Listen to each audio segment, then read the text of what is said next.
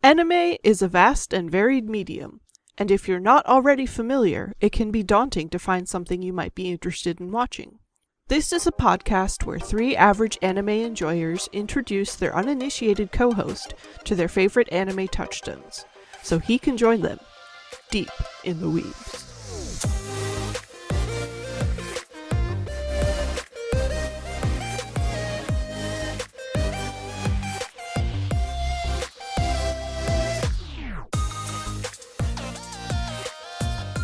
Mobile Suit Gundam The 08th MS Team is a 12-episode OVA series in the Gundam franchise.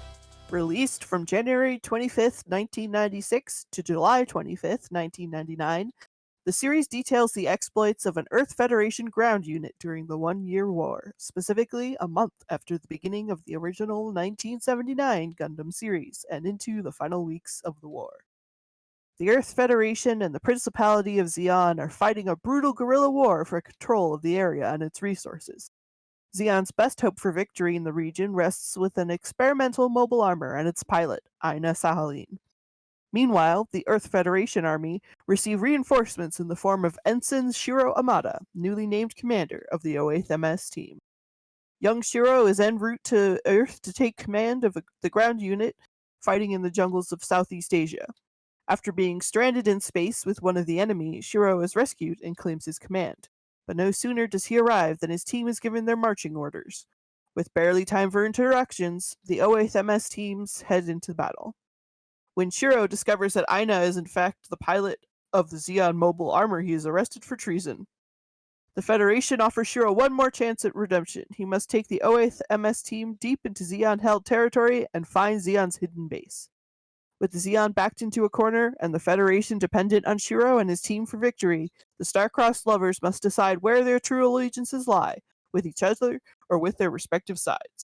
Truly answering the question, can love bloom on the battlefield? Before we get into the episodes, we watched 3 this week.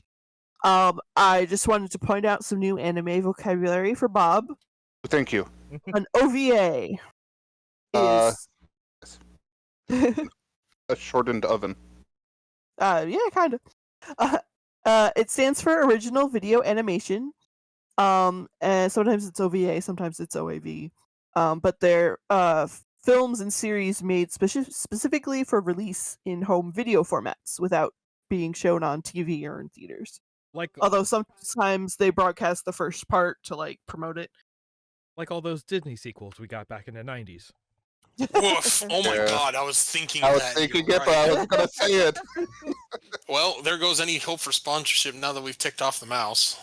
Let's just lean into it. I guess technically those... they are, was it original video animations? Mm-hmm. Yeah. Straight to video, yes. I feel like there's just a slight different connotation between straight to video and OVA, though. Yeah, like a lot of OVAs were made for production promotional purposes, and so got pushed really hard, and some of them were miniseries, a lot of them were one-off, or it's hey, we made this OVA 3 episodes. Yeah, hey, we made this to promote this other thing. So Chrono Trigger, the very popular JRPG for the SNES, that had an OVA that was a single 20-minute episode of some hijinks. Not Hear me just out. for money. I'm gonna one up, and I'm gonna double, triple, quadruple down into our attack on the mouse. Mm-hmm.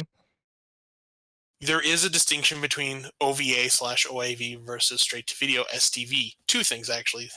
First, STV sounds dangerously close to something entirely different that you really don't want anyway. Mm-hmm. And OVA/OAV implies quality. Mm-hmm. That's true. And I dare you.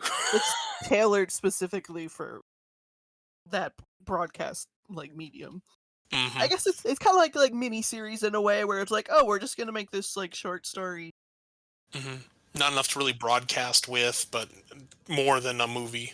Yeah, it does lead to some weird instances where every pat labor entry is basically an OVA, so it's very hard to there's not exactly real continuity between them because each one was made as a standalone concept, but they are sort of in the same universe. They're kind of sequential. They are part of the same set, so it gets a little fuzzy that way. But hey, It's the it's fine. Tenchi effect. But yeah, It's especially the for other Tenchi effect. big franchises like this, that like especially when they span like a lot of time in the stories, you get a lot of like little side stories put out on OVAs. Any other vocab? Ova. No, Okay. I mean, no, it's just that one on my list. Unless you have something else you'd like to add. I think there's gonna be. Oh yeah, there's gonna be one, but we'll get to it when we get to that episode. Okay. I'm ready. All right. We watched 3 episodes. We watched episodes 1, 2, and 6. So in episode 1, War for 2, it's the year 0079, and Shiro Amada is traveling on a federal supply ship with other members, headed towards the Earth. I do wish they told us like the exact date in 0079, because then we could pinpoint it in where it takes place exactly in the timeline of the original Gundam. Mhm. And I'm the kind of nerd who well, likes to figure that out. I mean, Yeah, arguably you specifically, can.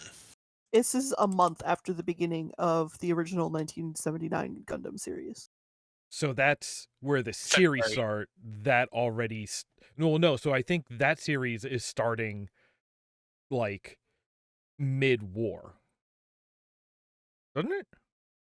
I mean, actually, yes, you are. It is the 1-year war, but I don't remember if it exactly. As soon as I said February, I'm like, I don't remember if it actually started in January and lasted the whole year, because I think it actually ends in 0080, the year 0080. It So starts I mean, it on would be kind of January. silly. It starts on January 3rd, 0079, and ends on January 1st, 0080. That's why it's the 1-year war.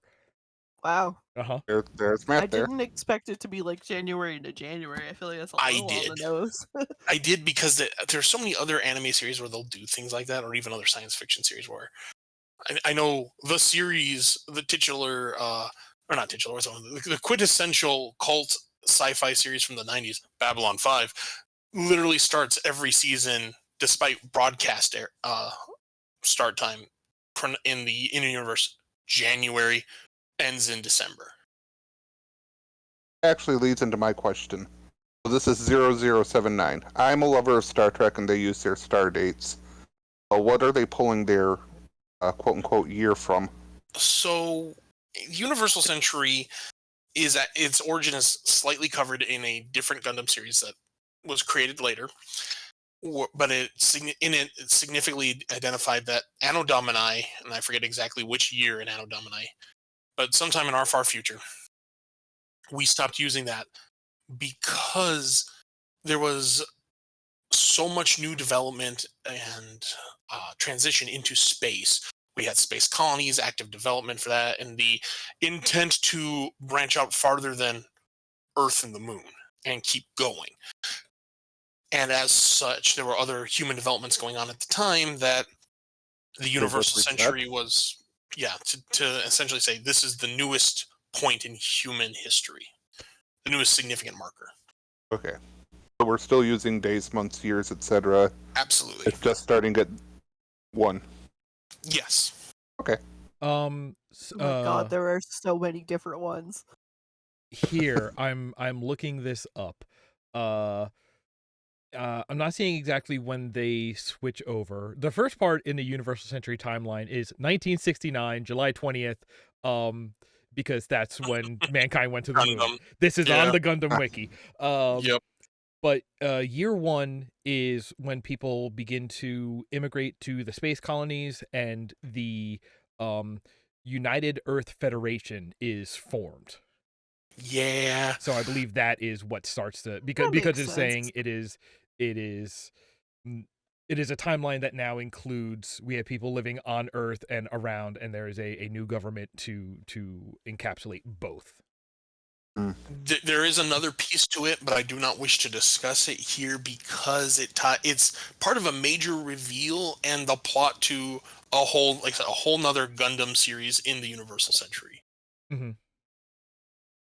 That takes place almost 20 years after the original series. Yeah, chrono- well, I mean, there's the Universal Century, there's the Future Century, there's the After Colony, there's the After War, there's the Correct Century, there's the Cosmic Era.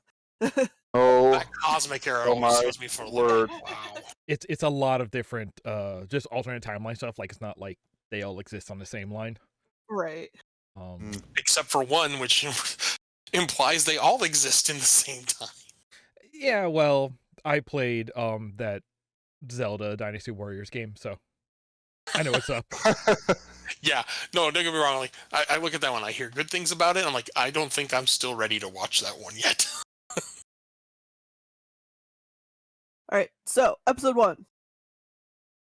Wait. I'm almost here. I'm in 0079. I'm on April 1st. That's when they launched Project V. So I think it is in August sometime that yes, here we go. 0079 September 18th is when the first series begins. So this takes place in October of 0079. So like what? Only A few months. 2 months before the war ends. Wow, for some reason I thought it was a little bit longer. It actually helps me understand a little bit. Yeah. Happily.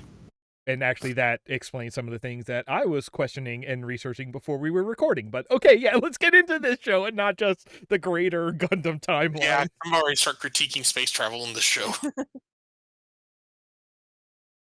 So essentially, the episode starts, and we're introduced to Michael, although I believe I'm, with our pre-talk, that I'm mispronouncing his name, or is it Michael? It is Michael. I have fun with the spelling. It is. Gotcha. I swear they pronounce it like Mikel, like almost like it's spelled with a Q.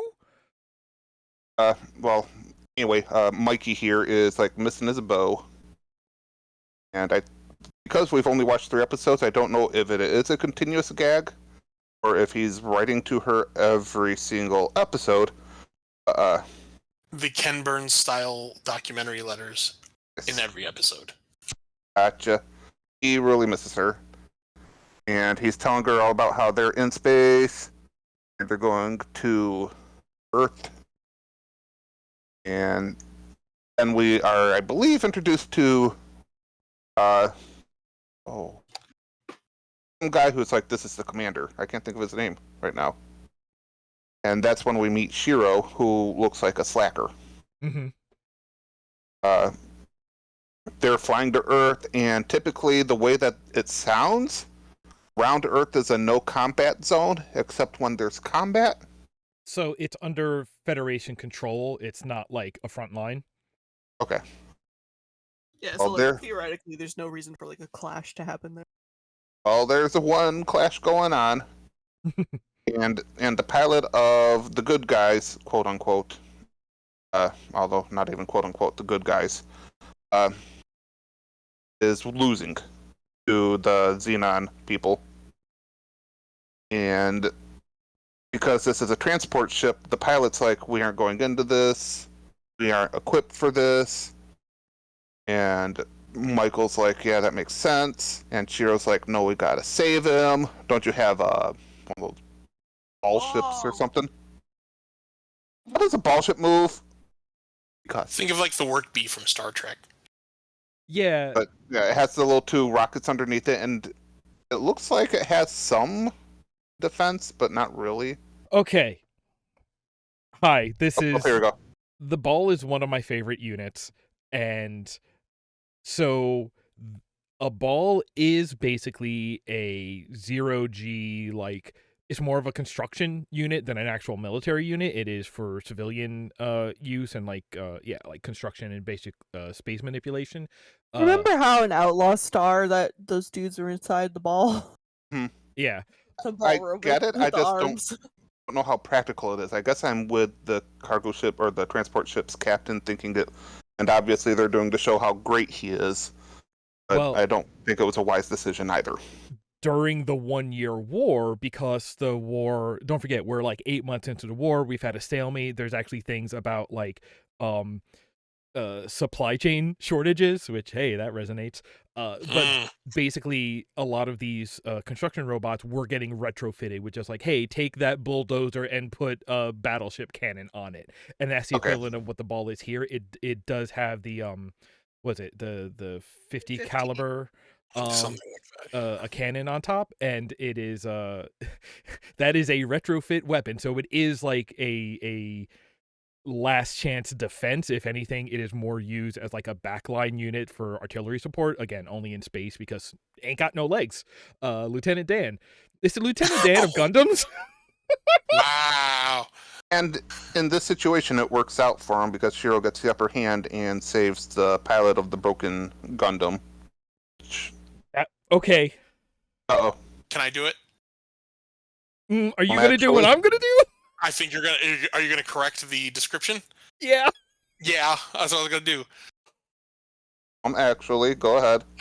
Hold on, I've got glasses. I can put middle finger. Actually, Bob, those are GM mobile suits. They are not actually Gundams because they do not have the little antenna at the top, the gold with the red center antenna. Otherwise, they're just general purpose mobile suits. So, okay, this is what I was really fell down the rabbit hole of before the show.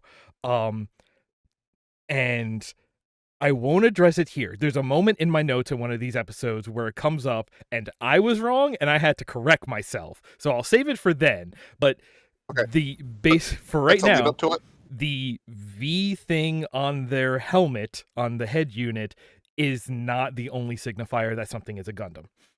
True. It's whether someone says, hey, that's a Gundam, and I believe them. Go on, because otherwise we will be here for hours. Yes. So pilot gets saved, and Shiro kind of gets blasted away because he does sort of a last-ditch mission effort. At the same time, the pilot of the green Uber, not Gundam. Zaku. It's a prototype Zaku, yes. Oh my god, this is what this whole episode is. I'm sorry. Sorry. It was a manic pixie color scheme Zaku. Oh my god. Right, so Zac Efron, he got broken down real bad, and his pilot flew away. The pilot escapes into one of the blown up outer space. There's so much debris in that orbit around Earth. Yeah. Unfortunately, some of them still have oxygen, which works out and has power. And thank goodness everything is solar, I guess. I mean, probably nuclear. Yeah, it's in the original that's right, Gundam, it's a lot 60. of things are nuclear powered. Yeah. So you build off your original. So it is a new form of power supply. It is a Minovsky reactor based on the work of Dr. Minovsky. And it is a nuclear reactor that is the size of about 4 refrigerators together, so they can use it everywhere. Oh wow!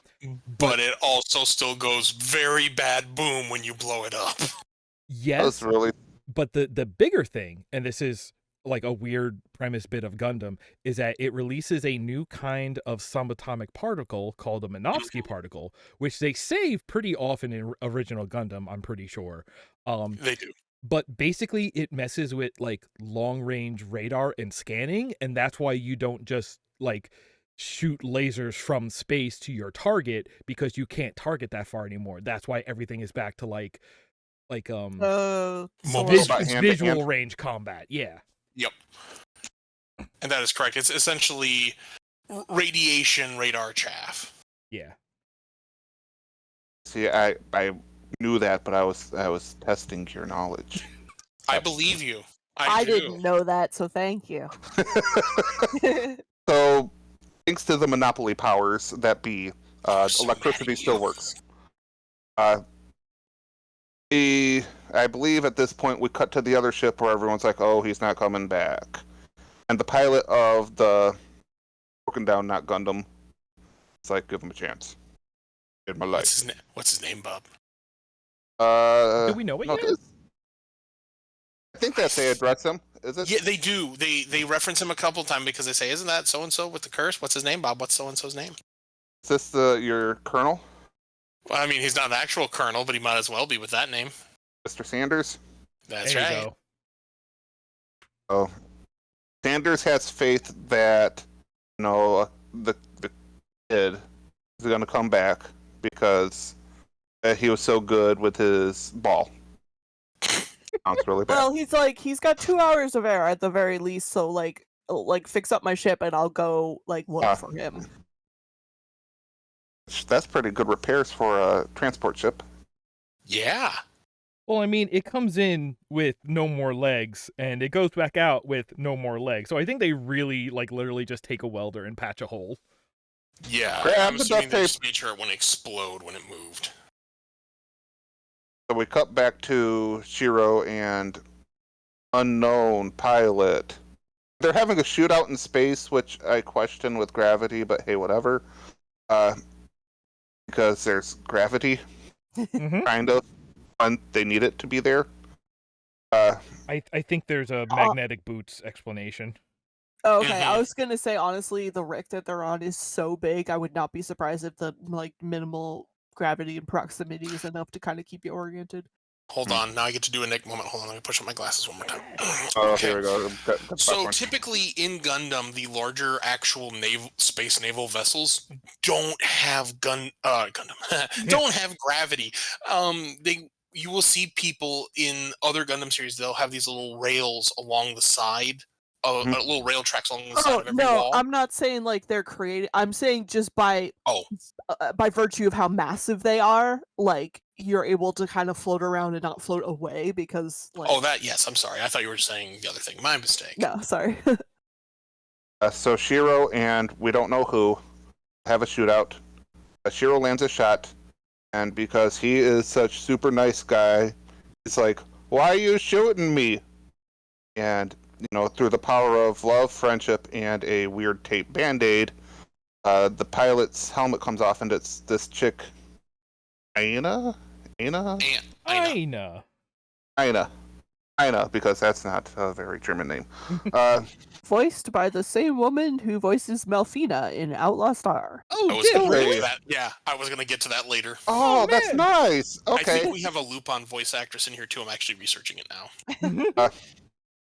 So Aina is not too keen initially on Shiro helping her out because they're enemies. But eventually Shiro's like, "Hey, we gotta survive this somehow, stupid. But we might as well make sure we're okay to go." Through working together and going out into space, the Xenon warriors come and save Aina, and Colonel Sanders comes and saves Shiro, who comes back to Michael, who's fairly convinced he was gonna die. Which I feel like is also a recurring theme. Mhm. And the episode ends with them coming to Earth. I believe. Or is that the start of the second one? I think it's the end of the first They one. come to Earth, yeah. Yeah, it ends with him having a nap on the first one, and then the second one they're on Earth. Then we have credits, which are very fun. Did we talk about also, Earth? we didn't talk about Earth. We meet all of the people there that he's going to be commandeering over. I think. Aren't we in the first one?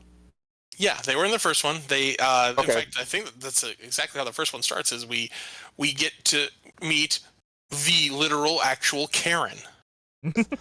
We meet angry lady who thinks that she should be boss but is not boss. Dude who doesn't care about anything and just sings hard rock songs. The hippie, yes. We have Grandpa. We have all the ages. Yes.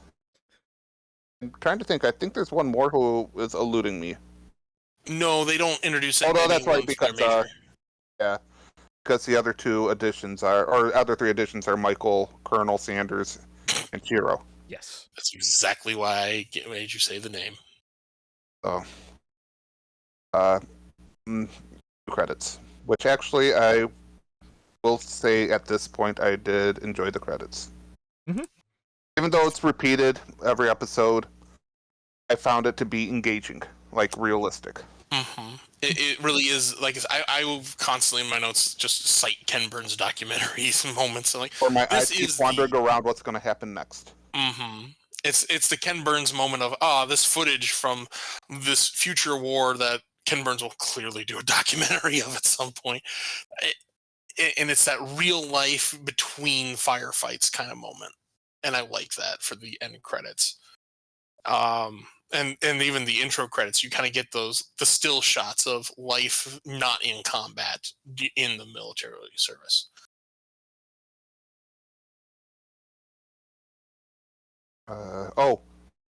One side note, because it gets repeated a lot, I don't know what it means, because I'm assuming it has more to do than what I watched. Colonel Sanders has the nickname the Crew Killer or something? It's covered in the second episode. The Reaper. Kind of. Reaper. Yeah. Die. Yeah, Well, we've got an I episode don't 2 play is that really game. about it. I have a question. Yes. Yes. In the first episode, when they're looking at Earth from the spaceship, Uh-huh. Shiro says, "Oh, it looks so much bigger. It looks different than from side 2." Uh-huh. Hey, what's side 2? It's a colony. That's what. No. Hey, this is in my notes. This is also what I was researching. Is it not a colony? Do I have my I'm going to memory? say actually after the... Yeah, hold on. Do them actually. Actually, I believe you will find. So a side is specifically a group of colonies. Right, that's what it is. They are like individual colonies. I think are called islands, or some of them are called islands. They have individual names, but a side is basically like a cluster of colonies. Murder of Crows. There are 7 sides set up within the orbit of Earth and the Moon. At the Lagrange points, because that's where you can get a stable orbit. I was reading a lot of wiki pages. I know about Lagrange points. Yeah. It's actually because of Gundam I learned about Lagrange points. I'm just a in nerd life. and kind of was considering going into like astrophysics or something when I was younger. I mean, fair. But further on that specific line, he doesn't just mention side 2. He's actually saying something about, I joined the army so that way tragedies like what happened at side 2 don't happen again. Who wants to know what happened at side 2? Me, that was my second question. Since my memory isn't as good and golden as I thought it was, Nick, please help my old man state out. So, and this is something new that I found out. The way that the war began, this is the fun part, is the Principality of Zeon said, "Hey, we want independence and we're starting a war about it," and 3 seconds later fired the opening shots. Oh my god. It is. Can you elaborate on what the opening shots were? I will, but I just like that, like, it is capitalized the 3-second warning. It just got known as that. It's like the I love that. The opening volley, I don't know specifically what the opening volley was, but it commenced with the 1 week war, which was basically a Zeon blitzkrieg on a number of sides. I think they attacked like 3 different sides. The way the 1 week war culminated was they basically like killed the population of entire sides and colonies, who were still like, siding with the Federation at that point and weren't joining the Zeon cause, because they want to be independent from Earth because they're spaceborne, and that's kind of what Zeon's about. Also a lot of like bloodline lineage stuff going on there. You can tell by how fancy all their outfits are. But what one of the colonies, so first of all, there was already like this major attack and like kind of genocide, that side 2 was one of the sides that was attacked during this 1 week war. In addition, one of the colonies that they depopulated, they knocked out of orbit and intended to drop it on the headquarters of the Earth Federation in Jaburo. But where did it go? They missed, and it landed on Sydney, Australia. Oh no. So Sydney's now a swimming pool. yeah, so when you see maps of the world in this show, it is the world as we know it, but there is a big ass hole in Australia. Oh. Which is one of my favorite things because in the Dreamcast game, you play as the White Dingo Squadron, and you are actually part of the ground force assault in Australia. And every time you go to like the briefing map, you see the Australia with the big hole in it, and it says you'll be fighting over here outside the hole. 0083 Stardust Memory, which is another one of the OVAs that came out around this time. If I remember correctly, starts off in Australia, and they make use of that map also a lot in the first couple of episodes, and it's just one of those like, right, a thing happened, oops. Right. But yeah, so that is what happened at side 2. Is it was this like literally side 2 was involved in a just massive war beginning slaughter and also a literal continent reshaping attack on the Earth. I believe also in the depopulation of some of those, I believe the specific colony and a few others were hit specifically with nerve gas. Yes. So Xeon is full of a bunch of dick holes. Yeah, Xeon, without going into a lot of detail, Xeon was never meant to be this, and then maybe some analogs for certain historical figures kind of took over and became very fascist. Mm-hmm. And I will also say one thing, Bob. I know you said the clear good guys. The Earth Federation, or United Earth, it not good guys either. This series very much, as well Anybody as in charge is never the guy. I mean, you're not wrong, but this Gundam, especially Universal Century overall, really makes it clear there isn't a good government per se. They are governments and militaries serving their own purposes and desires and agendas, and they will flagrantly sacrifice life if it means getting what they want. Understandable. Amps ab.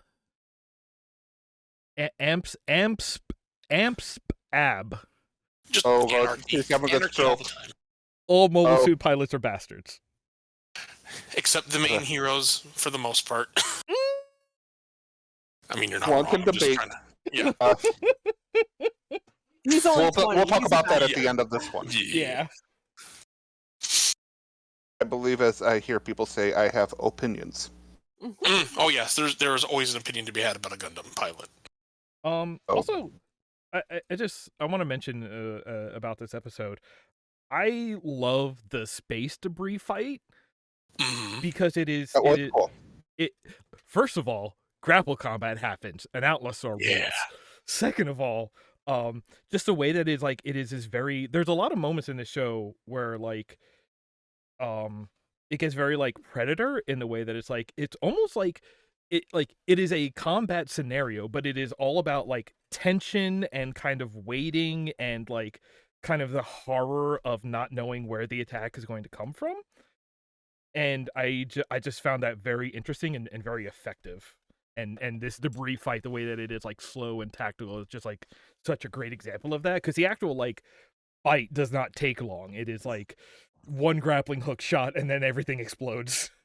This episode and episode 6, and I'll cover my thoughts on what I liked in episode 6, make use of a lot of practical environment, such as the ball I have grabbing. to say though, it actually made me laugh out loud when like Shiro's plan in the ball is that he basically he sneaks up behind a piece of scrap, but as soon as the pilot sees him, he just dives straight at them and they shoot him directly repeatedly. And it's just like, wow, what a great plan.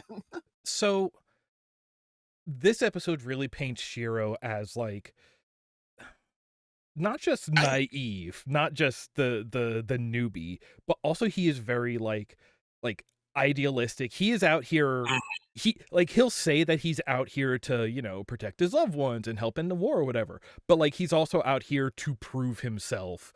And Shiro drank the Kool-Aid. Yeah, and he's very like, I actually love this moment because like it reads to me that like his goal is to give the pilot of the GM, to give Sanders a chance to get away, not necessarily to win the fight. So he's Yeah. just like, all right, if I just run straight ahead screaming, I will be a great distraction and Sanders can get away. Like he's so like enthusiastic but also single-minded that he's just like, all right, this is how I'll save that pilot. And what about you? Hadn't thought that far. Yeah, there's.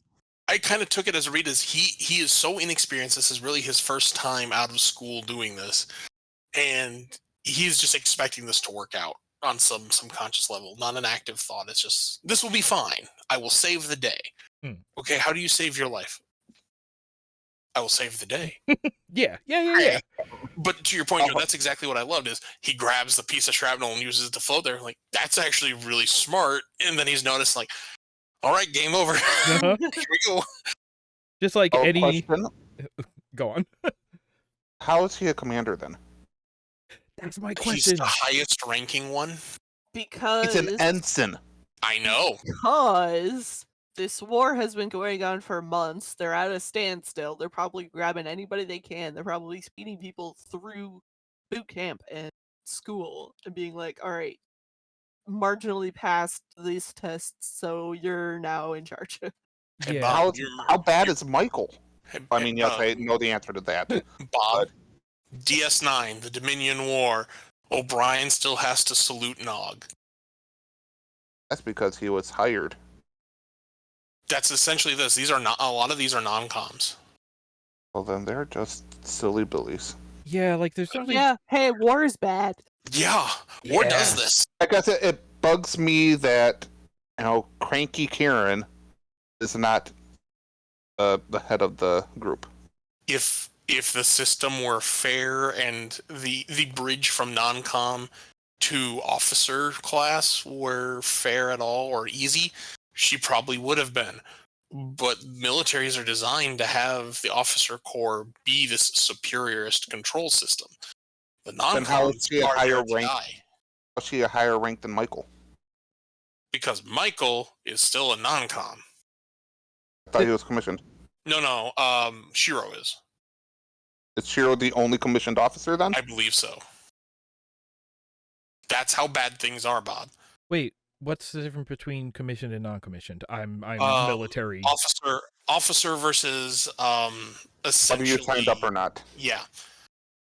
Oh, like volunteer versus drafted or something? Yeah, officers require a degree of school and education, whereas non-coms, and this is, I'm sure I'm getting this to some degree wrong, non-coms are essentially, nope, you're coming in, you're going to work a specific trade here, and you're going to get good at it. Okay. Yeah, there's a lot of education put in. I mean, there's a reason there's the military academies exist. That's where officers come from. Non-coms do not go through that at all. Gotcha. Okay. And Shiro goes to show that you don't have to be bright to pass. Yeah. I mean, real world military, American military proves that hand over fist. Uh-huh. Like episode shows he's not a bad pilot by any stretch of the imagination. He has ingenuity and he has drive. Those are all very good things. Mm-hmm. Yes. It's definitely one of those like things where you see a character and you see them like, oh, I'm signing up. I want to like learn what I'm capable of, help and save, and you're like, oh, honey, you're just gonna get Is this crushed? Is this maybe you're actually from, in war? What was it called? Help me out here. Philip K. Dick, Bugs in Space.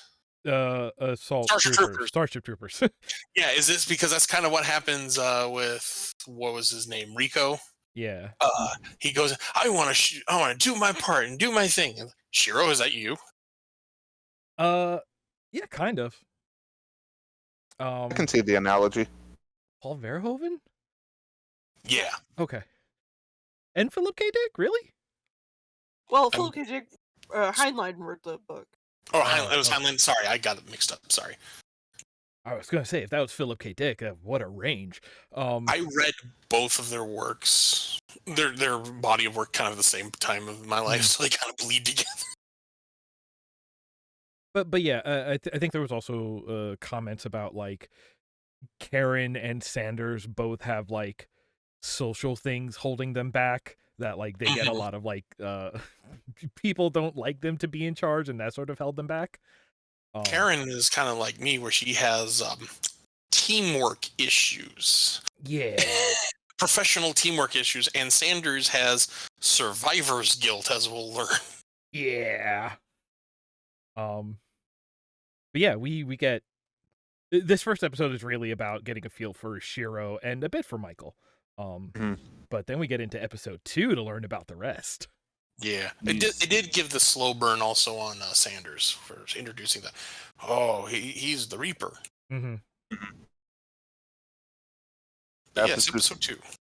It starts with us fully introducing the entire cast, I'll say, even though that's not entirely correct. We don't have everyone here yet. But our main 5 army people. Did you say it's an army? I'll say it's an army. Federation, yeah. I think it's technically a navy. Federationalists. No, these are ground forces. So I think this is there's a specific point in the timeline where they actually split the Federation forces into different. They do. Okay. I didn't remember if they actually did split the two or not. I thought they were all just an organized navy, a la Star Trek. I don't know if that has happened by this point in the timeline, but there's definitely at least like ground forces and space forces. I don't know if that if it is called army or navy or whatever, but it is definitely like ground and space are the kind of only designation differences. Yeah, well, I guess what I'm saying is I think their ranking structure is still the same. Oh, sure. That's more I was trying to get at more than anything. Okay. So our peeps are rolling up, and I believe it may have actually been episode 1, but it's more drilled home in episode 2 here. Karen's not so good at keeping commanders. Mm-hmm. She's a little abrasive. So that's just a running joke. A smidge. Yes. Here, the hippie just loves his music, and we find out... Thank you. Hippie. He's going to be hanging out with Mike a lot, because we find out through introductions that the Xenons have a base that's near this base, which is really weird. You'd think that they could throw rockets or whatever, but neither here nor there. It's a factory for building their new green suits, the Zac Efrons. Mm-hmm. Mm-hmm. So they have to go out and get them. And I believe it's Sanders, Shiro, and Karen get the new Gundams. And that's why I was thankful for the explanation, because I only know Gundams through people having their models. Yep. Mm-hmm. And I didn't really know it. And as a kid, even up till learning from Chuck, I was sorely confusing them with Transformers. I can believe it. Knew you were going to say Transformers. Oh my god. It has happened when I have displayed some of mine at my work office back in the day. Oh, you like Transformers? Like, To know that these are just, I don't want to say Megazords, but that these are fighting robots, for lack of a better term, currently. In Steel Battalion, they would be referred to as vertical tanks. But to know that this is just when we're first meeting the Gundams, I know that there's like 500 million different Gundams out there.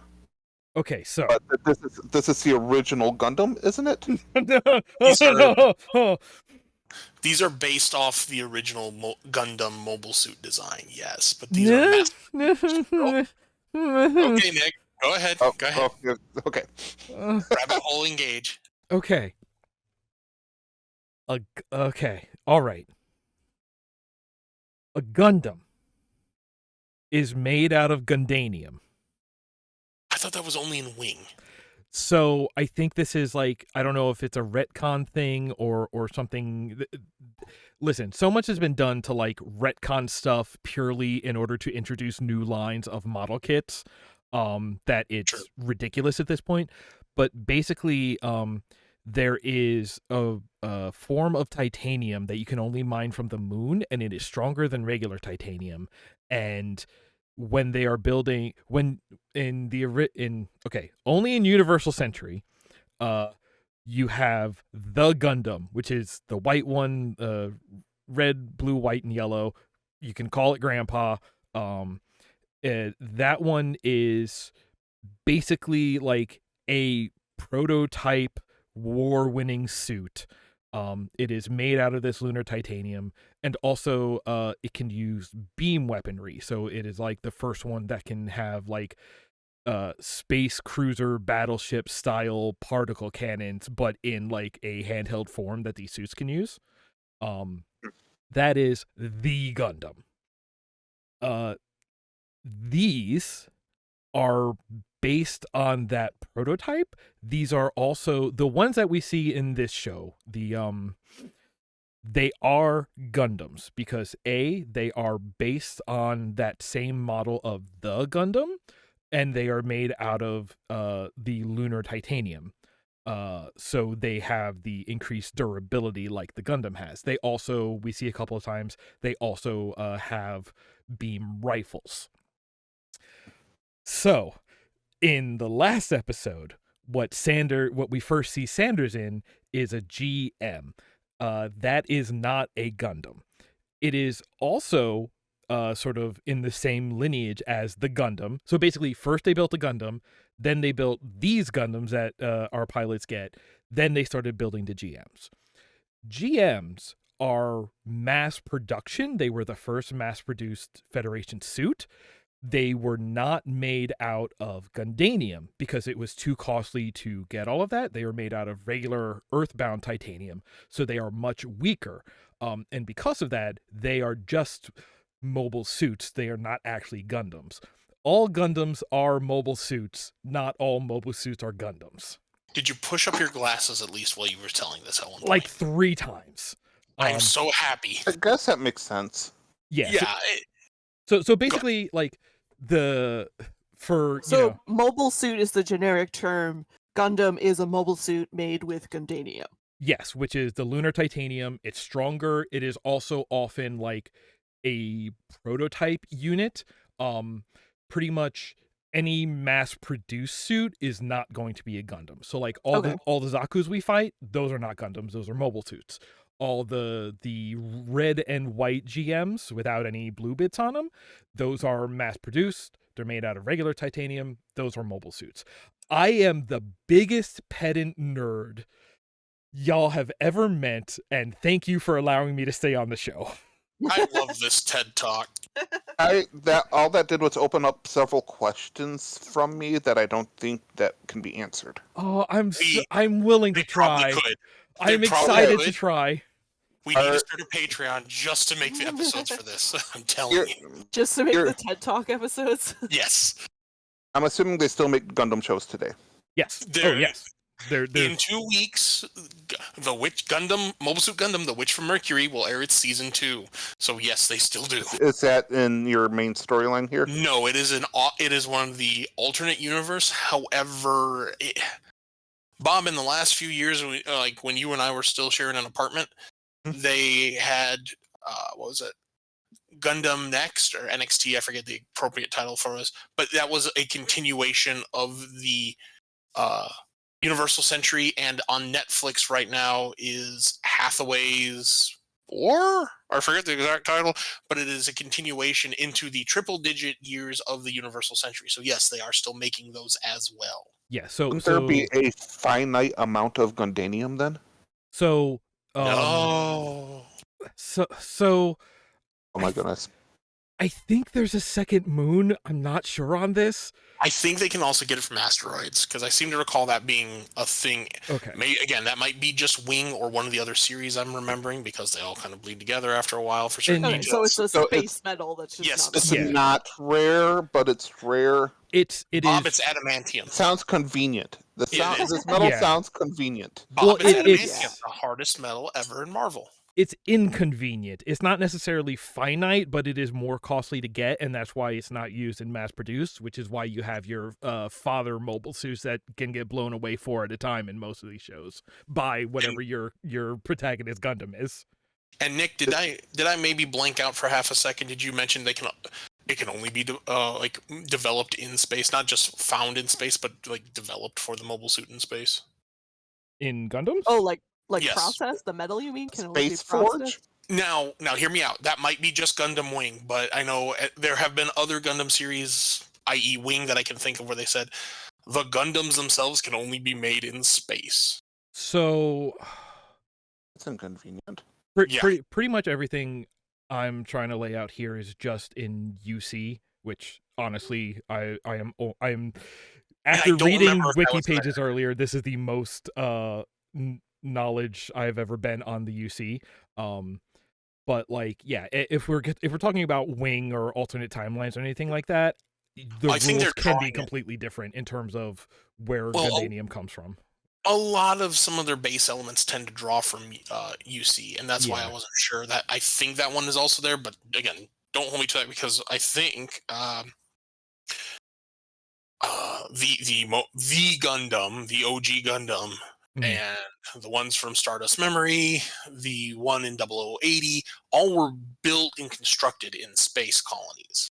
I believe that's true, but I believe that Oh. is more because like they didn't want to build them True.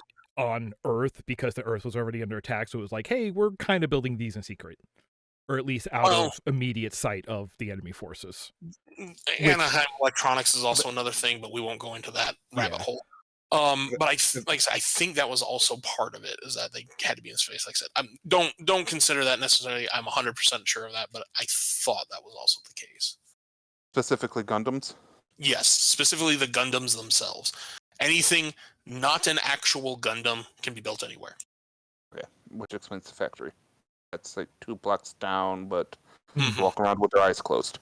It's a Zaku factory, so you can put those wherever. You can. Apparently, It didn't come from the Gundam region of space. Yeah, that's it. Oh my Otherwise, they're just sparkling mobile suits. Oh my god. We did it. We got there. I was hoping to get some kind of silly reference, and it happened off the cuff. I'm so happy. Good. All right. We're in episode 2, right?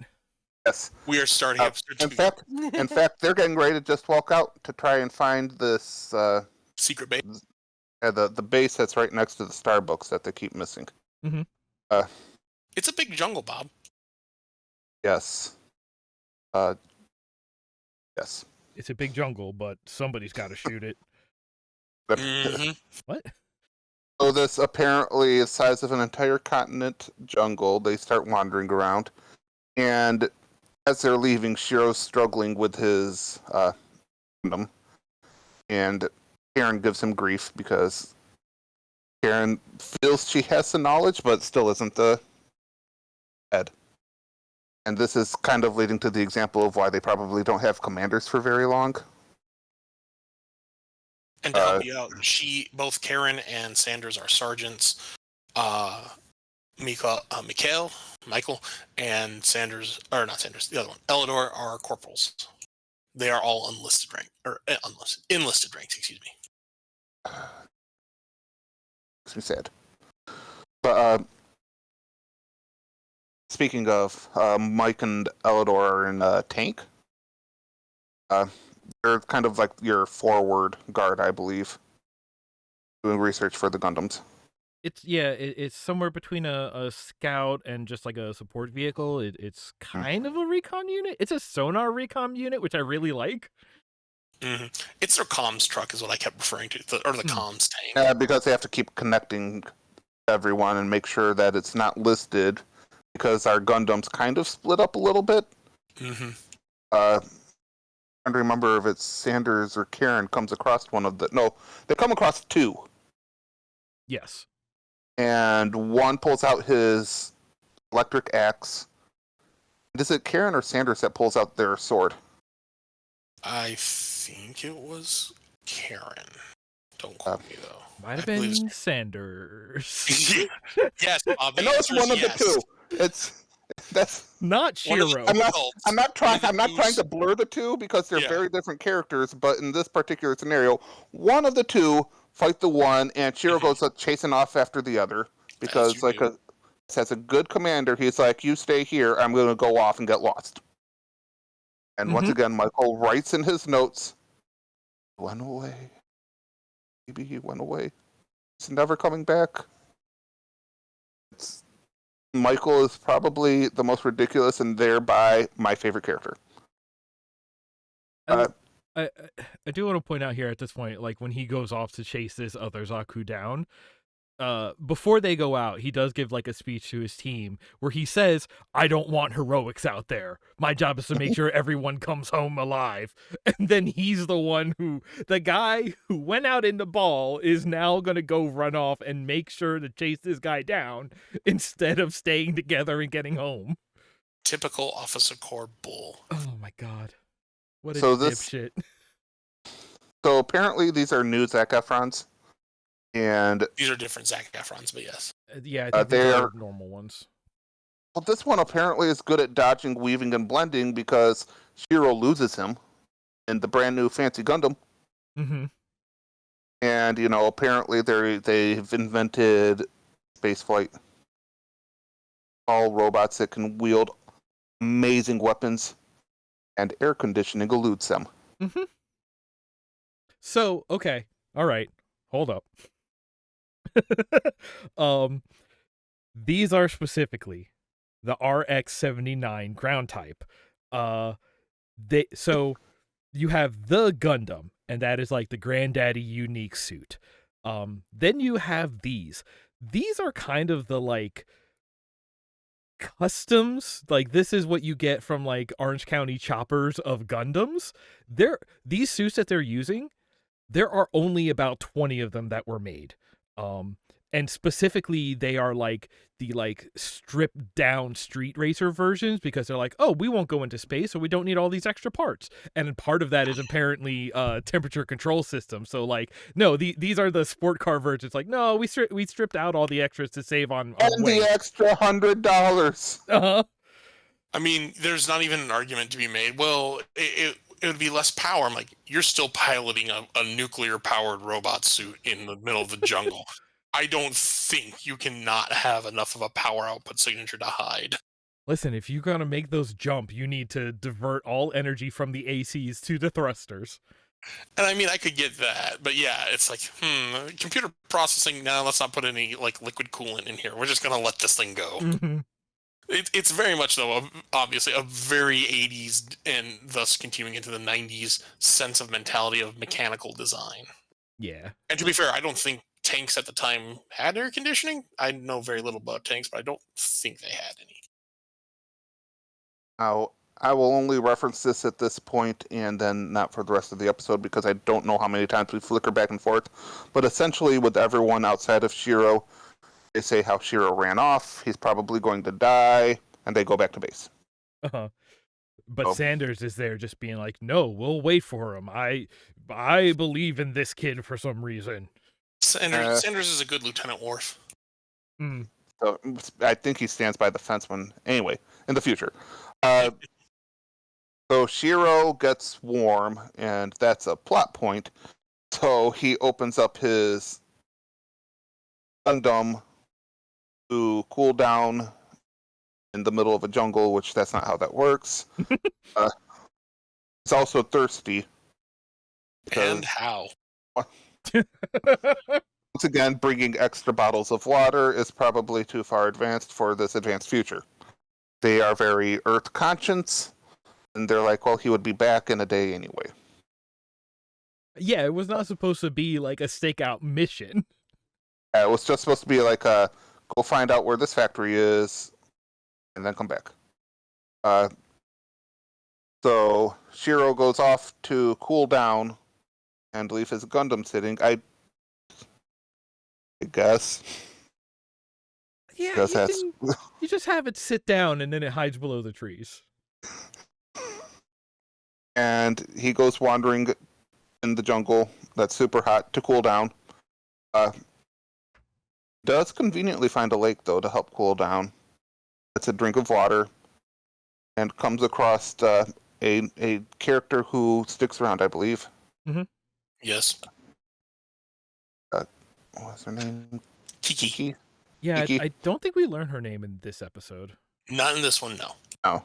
No. She's a person who lives in the village nearby. I believe is how it's explained, because before they go out, they say that there's the people who still live out in the jungle. Yeah. She is bathing herself, and Shiro is quite possibly the biggest creeper ever. And how? No. No. At No, any he's really given, not. But at he any is a given creeper. point, he could have said something or anything. We're not saying he's not a creeper. Yeah, Bob, you gotta understand. We're anime saying has- by anime standards, this is not that bad. Yeah, by Yeah. anime standards, Bob, this is an upstanding citizen. Yeah, honestly, just- like Who just sat there and stared at this lady swimming naked for By like a good 5 anime minutes? standards, Bob. he didn't do the like wiggly fingers getting ready to grab Yeah, he didn't or gesture. the do, like, nosebleed. Ogling thing. Yeah, he wasn't ogling. He was looking respectfully And, at this. and on the Uh-huh. flip side, Kiki did not have a bad, like a super bad reaction. It's like, what are you doing? And then you belong to the Federation.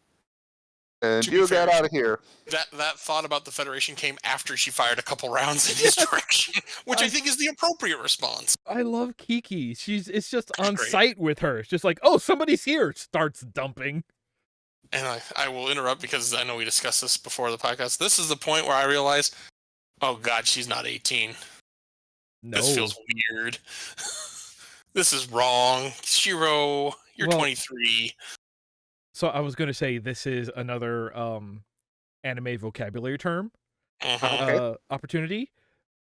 Because I forgot, and so like this is in our late night tsunami tier, right? Huh? So Yes. I saw this because she's tits out in this show. There is just tits on screen. And tits is our vocab word, by the way. But like I'm trying to remember, like, if they show this on Toonami, like, I think they did show it in, like, the midnight run, so maybe it was uncensored there, but if they showed this, like, during the day, I'm trying to remember how they censored this, or, like, maybe they just cut some of these shots. Typically, what I've remember them doing is like the black band implied strapless either bathing suit or bra. Yeah. The Or- skinniest tube top in the Broken world. her arm. Yeah, the tube top or the tank top. Yeah, okay, that makes sense, too. You can airbrush one of those on. Yeah. But yeah, anime loves to go tits out. Like, I don't even remember what show it's from, but there's like a very famous gif of like the anime girl like whipping around in her chair, and like she stops moving and then her breasts keep bouncing around in different directions for 5 more seconds. You know, I feel like I should know this, and I don't think I've seen that. Oh, I know which one you're talking about. okay, at least I'm not making that up. That would be terrible looking for me. No, I believe it's real. It's just somehow that one's dodged me, and I'm not sure if I'm really, sad about that. That's because I everyone's will seen take your word for it. That's because most people have seen the one with the woman with the big boobs who's dodging the bullet, and her boobs God. bounce in such a way that the bullet like goes between them. Yeah. Bob, That you is remember? talent. We won't name names. You remember the roommate I had though? After you? Huh? That was his favorite show. That was called God. High School of the Dead. The physics in there make the Matrix look believable. That's not the same as Oni-chan-bara, is it? I don't believe so, no. No. Okay. God. But yeah, so like my point here is we had Melfina and Outlaw Star. And she at least like always covered up with her hands. No, she didn't. That's Not all no, the time. she did not. That's right. So this is even in like our first like anime girl tits out moment. But when she's plugged into the ship, she's covered. yeah, when we see her like the camera is inside the tube space with her, she usually has her hands down or something. But like a lot of famous and well-regarded anime, so like I can immediately call to mind the Ghost in the Shell original movie and Akira both have like breast nudity in them. Okay. And some even questionably regarded, well-known anime, like, again, I will keep bringing it back up in this episode, Tenchi, the whole Tenchi Muyo thing. A lot of its early stuff, you're going to find that there.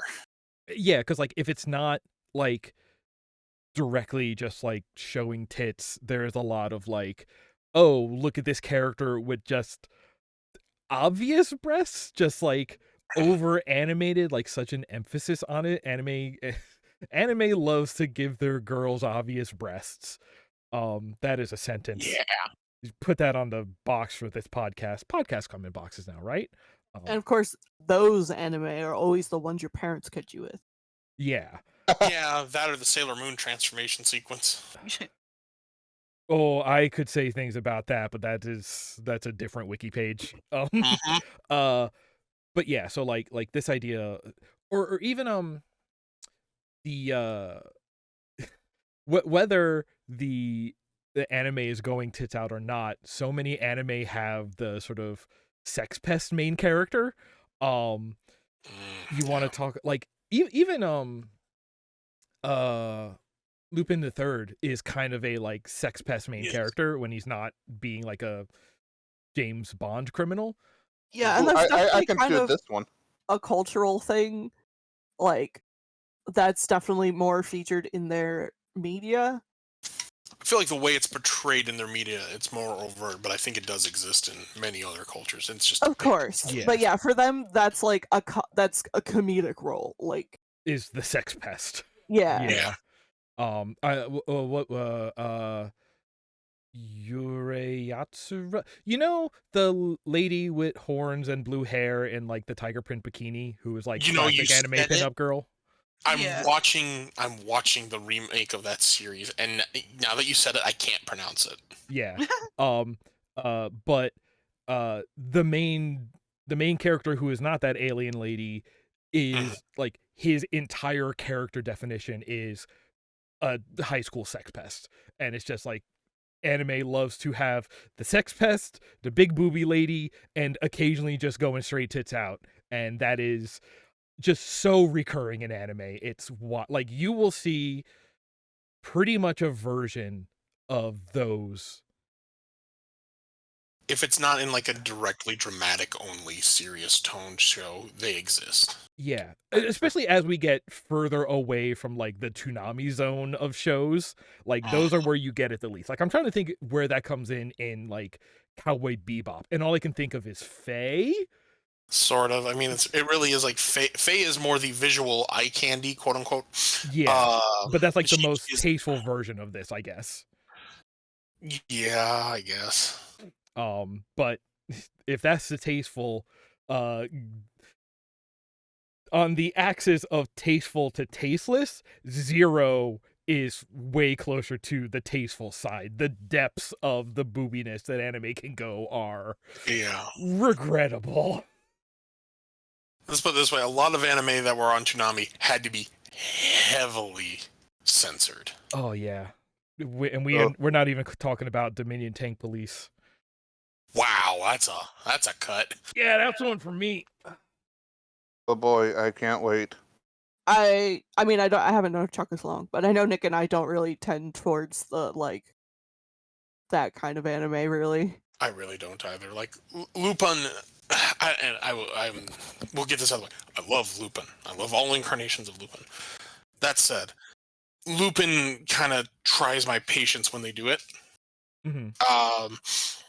I give a pass to like the Tenchi Muyo OVA because that was one of my gateways into anime, and when it happened, it was typically in a setting at least where you could believe it, and it was an OVA, not necessarily designed to Sure. be publicly seen by children.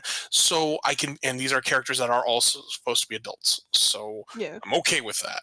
In the sense no, of like, we're here it for doesn't the feel bad. story. Yeah. Like anytime that happens in an anime, I'm just kind of like roll my eyes, like yeah, come on, let's get on with it.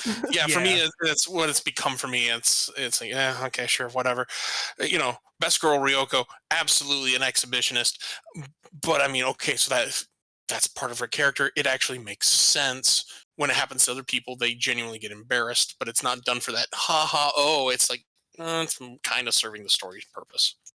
Yeah. So just Yeah, that's less of a predatory feel than. I think our list that Bob surely can see, so he knows what's coming. Ticka, ticka, ticka, ticka. I know, right? I think we all kind of encapsulate that, like, there's not really that on here, and that's part of the reason, like, in our very first episode, I wanted to make it very clear, we're not going to set you up for certain things like this, because frankly, I find them pretty tasteless. Oh, and I'm not saying, No, I get you. but it doesn't offend me, Oh, yeah. ish, although the discussion about the age, Sure. completely to the side. Yeah, However, it's the like, age thing. my mind goes to the only anime I've watched, Dragon Ball Z, and that's Master Roshi's character. Yes. That's just, You're not wrong. That's just not my thing.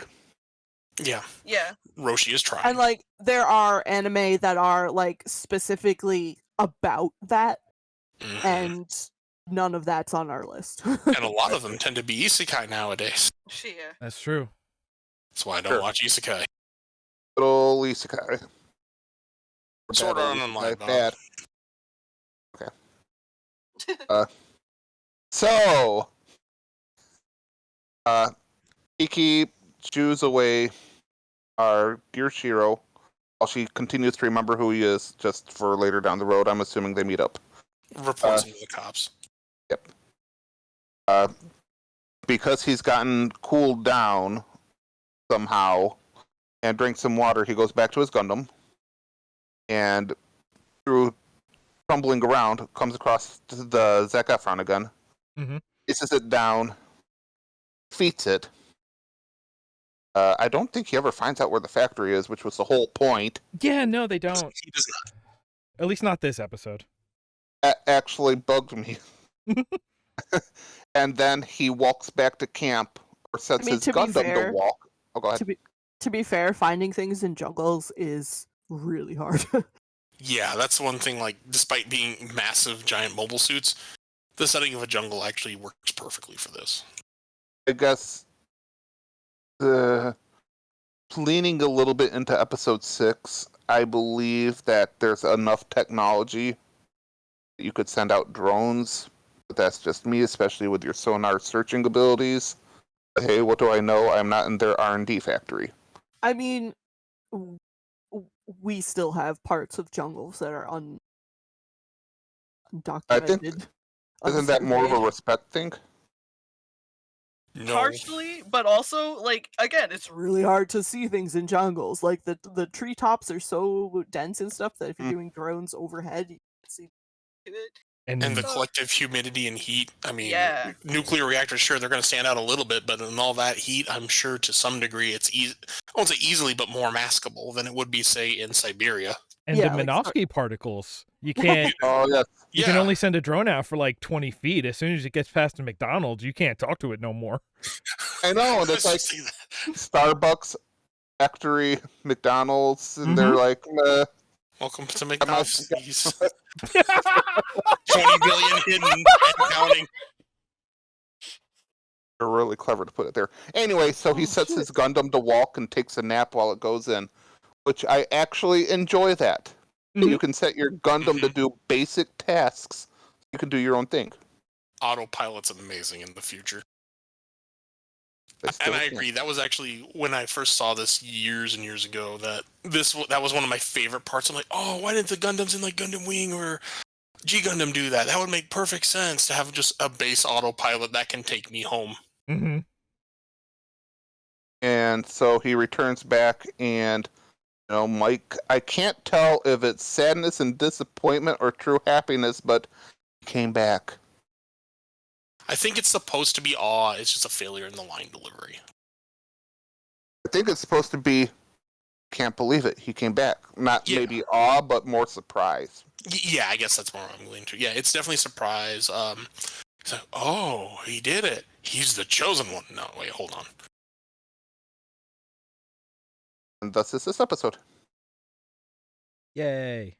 We also did get to meet, between Oh, that's right. We got to ogling see. little girls and hunting for Zax. Did we see Aina? Yes, Aina and her Was that this brother. episode? Yes, Yeah. that was this brother. And her brother, hold on, I wrote it down Uh-huh. because I couldn't remember his name for the life of me. think I'm it not even starts sure with they. an No, it starts with a G. Hold on. Guineas.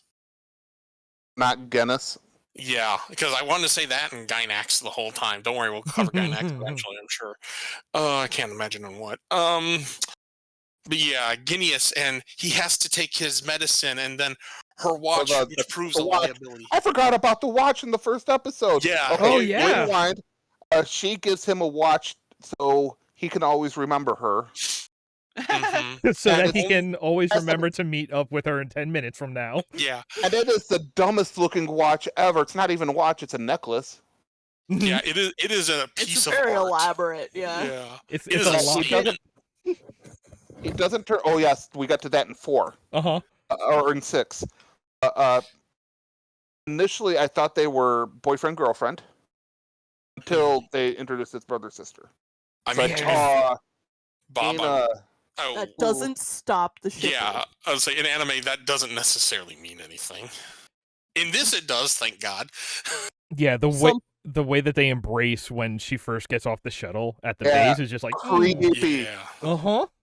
Especially looking at it now, creepy. Yeah. Guineas, to be fair, I think Guineas is always kind of portrayed as a little creepy throughout the series, and I think He's that just taking adds to medicine it. for it. Well, yeah, that's just it. That watch, which has never gone off in the time Shiro's had that, so I mean, that has to be just a mere scant hours that episode 1 ended, and he touched Earth and took over this team and went on a mission. Maybe it's an every 30-day medicine. I mean, it very well could be, because I don't think it ever goes off again. So maybe he either figured out how to turn it off, threw it away, broke it, or it is just What's once the alarm piece? Yeah, Because we know the he alarm. keeps the locket. Yeah. Yeah, the alarm is what quote unquote betrays him and makes Kiki aware that she's not alone. Right. Which, thank God for that alarm piece. So, any other questions, comments, or concerns for episode 2? I'm just looking over my notes real quick. I just like that they reference like the 6th MS team. That's part of their patrol recon. Is like go find them, bring them home, because they were under. It was implied they're either under attack or possibly at risk of being under attack. Is this another show? No, that was in the same episode. I mean, the 6th team. Oh no, it's not another no. show. I wish it was. Maybe it was like a Sega Saturn game or something. Like I could stand to watch a show about every one of the mobile suit teams that had these manufactured knockoff Gundams, because this one was so well done, in my opinion. Spoiler. Yeah, I think this covers all my notes. I got a couple last things here I want to add in. So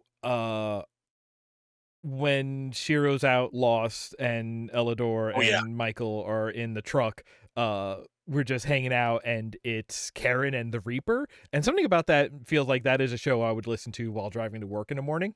On the radio. Sounds like a hot pepper. Oh, I yeah. I want that A podcast. Caroline Reaper. Ooh. I want Karen and the Reaper podcast. Just bitching about survivor's guilt and why I'm not getting a promotion to leader. Sounds like the radio station I'm listening to on the way to work. I believe it. Yeah. It's Carol and the Reaper. In the morning. The drive time show. Oh my god, yes. But also, like, the fights in this show, like, I'm trying to think of what are the robot fight shows that we've had so far. Like, we've had, if we want to count like Outlaw Star grapple fighting, we had G Gundam, we had Big O. Big O. I think this is fighting. Well, we had the other Gundam right. we watched. Yeah, G Gundam. Oh, thank you.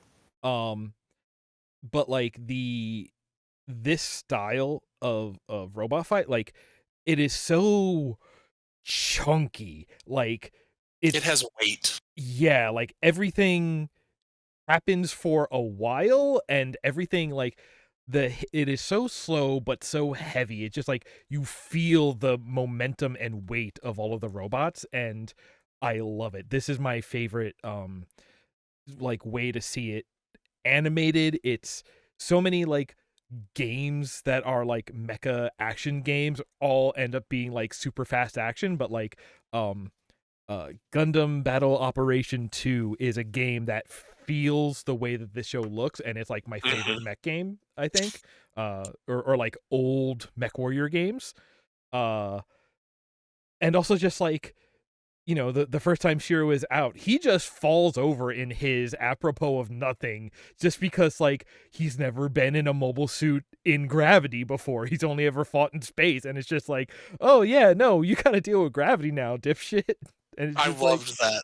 oh, it's so good. Just like the does this count as verisimilitude of just like the representation of the weight of these robots is done so well in this series. Like even compared to like other Gundam series, this one is makes it feel like, oh, these are big heavy things. I was actually going to say that for when you were done. Compare, because again, I really love, and I'll bring up Witch of Mercury. Compared to Witch of Mercury, which so far has taken place in space or in an artificial gravity environment, this kind of weight and gravity feel is completely absent. Yeah. And some of the more recent Gundam productions, because again, this conversion over to more digitally based animation, they lack that just feel. Like you can imagine the vibration from the planting of that foot as it moves, as it walks, and shudders like the windows in skyscrapers. So whereas nowadays it's just, oh, we just fly everywhere, we do all these incredible maneuvers. Like, yeah, it was a better time. The Eureka 7, we have surfboards that fly. I never watched that show, but yeah, I love the weight of the actions in this show. It's so good. Yeah, that sound the all the mobile suits make when they're walking, that implies the mechanics of there are shock absorbers, there are joints moving. That sells this so well. Yeah.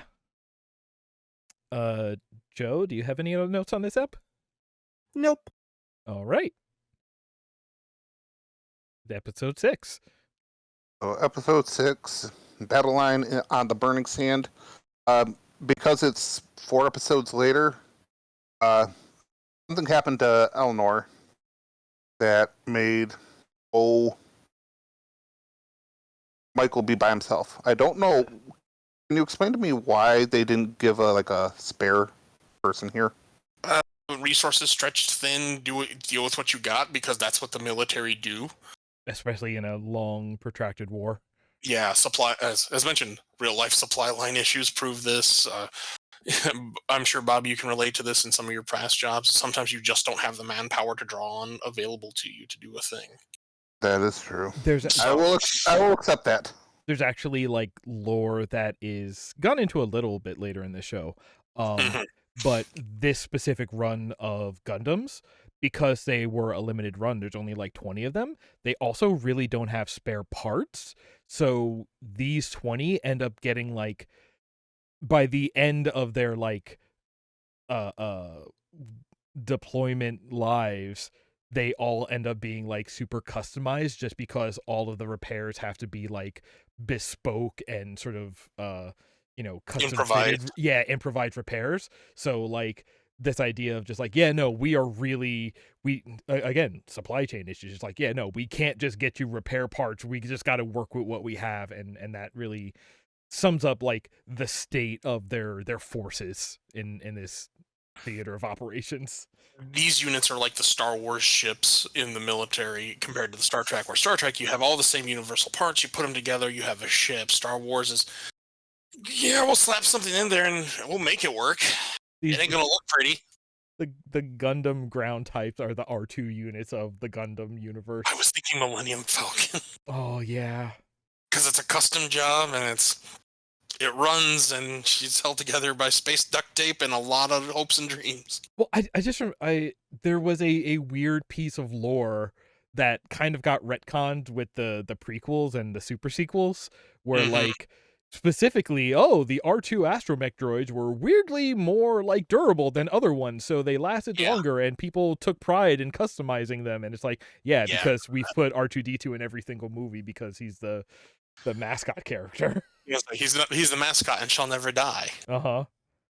but they turned that into a piece of lore about like, oh yeah, people love to customize them because these are badass models. I'm just looking forward to the time they introduce an R2 unit that has like the flames painted on the side. Yes, a wizard on the side looking into an say orb. wizard Yes! riding a dragon. Oh my god, I gotta draw that now. Yes. That Anyway, being said, they're in the I middle guess of we the should talk about episode 6. yes, they're in the middle of the desert because there's weapons being shot through there, or something was seen.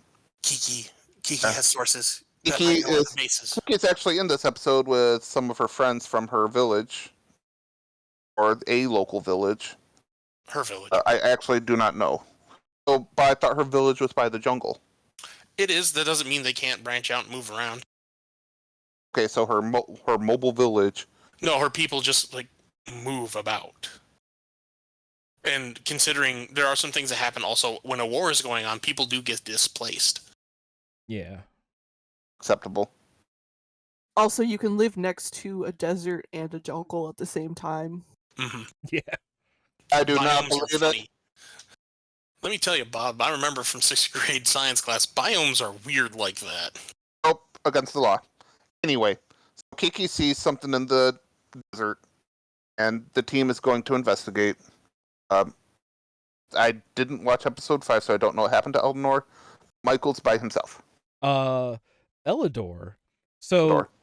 this is a thing that I love because he's not just a hippie who loves his music. He is a musician. He really is. So the previous episode, which we almost chose to watch for this episode, is he gets a letter that says, "Hey, we're going to produce your record, back home away from the front." And so he sort of leaves the base to go celebrate by going to the local bar. But while they're there, they run into some Xeon soldiers and they ended up having like a brawl. So he is on basically he's held up in a hospital this episode because of the fallout of last episode. And we get a nice little reference to that, which I think everyone reacts to appropriately when they hear it. Yeah. We'll get to that in a bit. Michael seems a little off because of a letter from BB. We don't know what's in the contents till later on. But he's really unfocused, which is not helping the team because they're trying to figure out, hey, what happened here? It looks like something was shot through. Aaron figures out, hey, this is glass, which means it was superheated. Mm-hmm. Colonel Sanders starts setting up a plot and the plan, and Shiro's there too. Ends up that the Xeons were using a super laser? Shoot through there. Their guesses were correct. Basically, like I said, beam weaponry is not super commonplace, and this was a particularly powerful one. So they're like, oh, this is not just a mobile suit, but a mobile armor, which is just like it kind of like if a mobile suit is a tank, a mobile armor is closer to a battleship.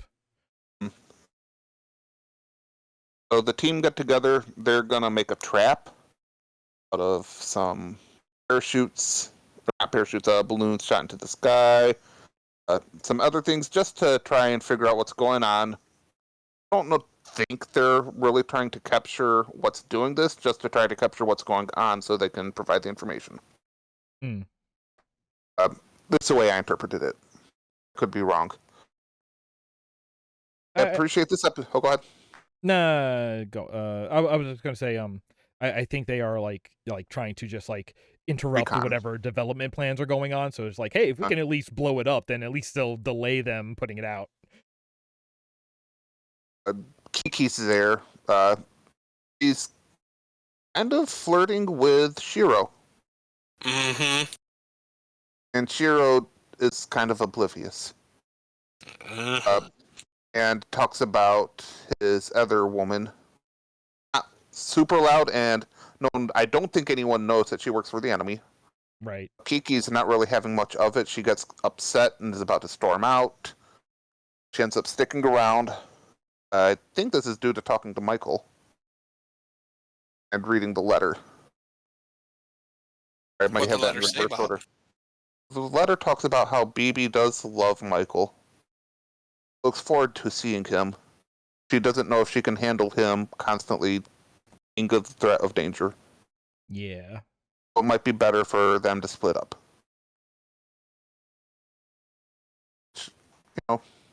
Happens, I guess, in military. It's not unheard of, so it's a nice addition. It makes it a little more real. Yes, it It's gives like it some gravity of realism. a more extreme version of the like, hey, I don't, now that you've gone off to college, I don't know if I can handle a long distance relationship, but more It's the giant elderly robots. like myself put it, the Dear John letter.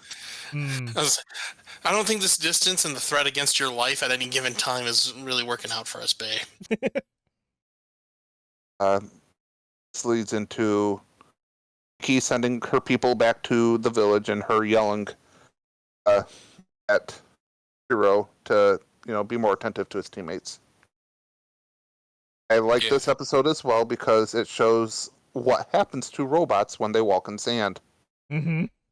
Yes. So this is the point I was saving my notes for. This and the collection of water by Sanders. Yes. Yes. I forgot about that. With, That's really smart too of him. yeah, I mean, it's something like, I don't know about anyone else. I'm assuming everyone here, though, at some point in their scholastic career ran into this. The, like, this is how you capture water, etc. in the desert. It's a cute, clever thing to teach kids. But even with the air filter, or the filter on the leg unit, first, I love the idea that, like, part of that cover is actually, like, a more flimsy material. It's not just hard metal. Mm-hmm. So, because he picks it up, just the tactile look of it, just perfect.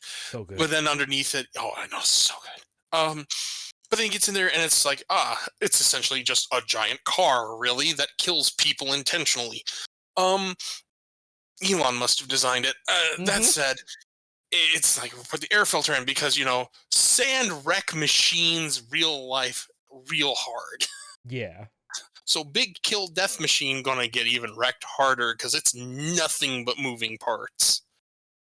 And I loved that they had to address that. And also you get to see some of the inner workings for, like, oh yeah, you hit the foot pedal to make it move a little, and just seeing that inner working of it, that mechanical detail. Yeah. Love it. Just perfectly done. There's so much in this show that is like, even in I want to say it was like episode 1. The first thing we actually see is like the Gundams walking out of the hangar, but we're overhearing all of this like chatter from all the mechanics, and just like this is a show that loves to just like show mechanical details and spend time with people doing maintenance and stuff, and like I love that, but I was thinking like, oh, we're watching this for the show, and I'm remembering how Bob, how you felt about the moments like that in Outlaw Star, where it's just like, we're gonna take a few extra seconds to just watch this ship dock. And it's just the little things like that. I do have a question though. Yes. And educate me. Because Michael is more of the repairman, I feel. And Shiro's more of the pilot. Yes. They reverse roles here. I don't have a good answer for this. I can make up some things and say, I don't know, maybe. I don't have a good answer.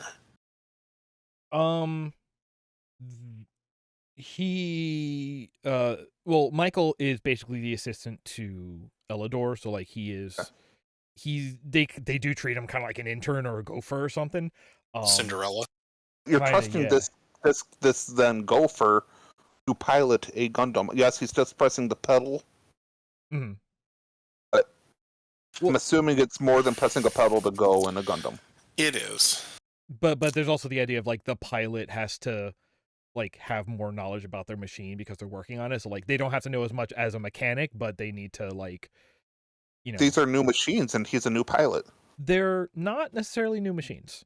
They're not new per se. Plus, also, again, with officer candidacy school, there is that last word in there. Yeah, that part of that actually.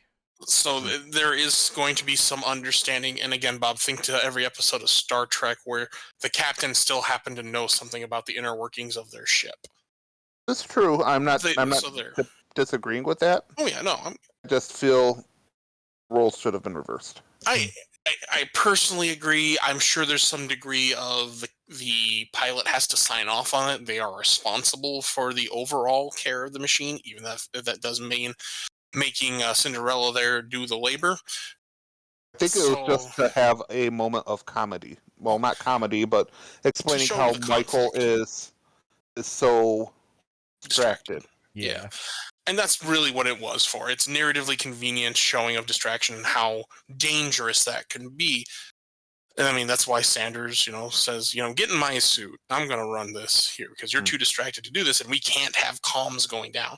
Arguably, you can't have your Gundam being blown up either with someone in it. Yeah. Well, that also goes to show Michael is actually maybe not fantastic, but a competent pilot. Yeah, I'm sure to some degree all the enlisted personnel have to be capable of base combat, whatever that can be abbreviated down to, for mobile suits. So, because I'm sure they're piloting kind of like Sanders was, GMs initially, and while the Gundam or aftermarket Gundams are more complex to a degree, the still basic workings are there. Yeah, it's like more higher quality versions of basically the same systems. Fine, more precise movements, I'm sure, better targeting, etc. So as we, I think the explanation of just like, because Michael is like, so distracted, like he's not in a position to do good repairs anyway right now. And also just knowing Shiro, just the idea of like, get out of the way, I'll take care of it. That's a very Shiro thing to do. Shiro doesn't realize that Michael is distracted at this point. I really don't think throughout the episode he ever truly understands that. Shiro's kind of a dumbass. All the boys are deep in their feelings and oblivious to everything else, and that's the whole episode. Except for Sanders, who seems to be very empathic. He's like, I get this, I understand this, but I also need you to kind of focus on. True. Kiki, who's saying, "You need to pay attention. Here, let me sew your coat." Yeah, Kiki, much like Shiro when he was in the jungle, very thirsty. Specifically for Shiro-flavored cola. And Shiro, like any harem protagonist, dense AF, to put it simply. He has eyes only for one blonde-haired, blue-eyed lady. Who shot at him? Yeah. He wants girls who shot at him. He has options. Yeah, but, Manic Pixie Space Killer Dream Girl. Speaking of Manic Pixie Space Dream Girl, she does make a cameo. Yes. She does. For them, the most unexpected way, but for us, the audience, not surprising at all. So a green poop falls out of the sky, and we're going to call it a chip. This happens to be the Xeon chip that is shooting this giant laser. I'm going to insert some Gundam-specific terminology for you, Bob, because this is minorly relevant, because there will eventually be more Gundams, I promise you. This is called a mobile armor.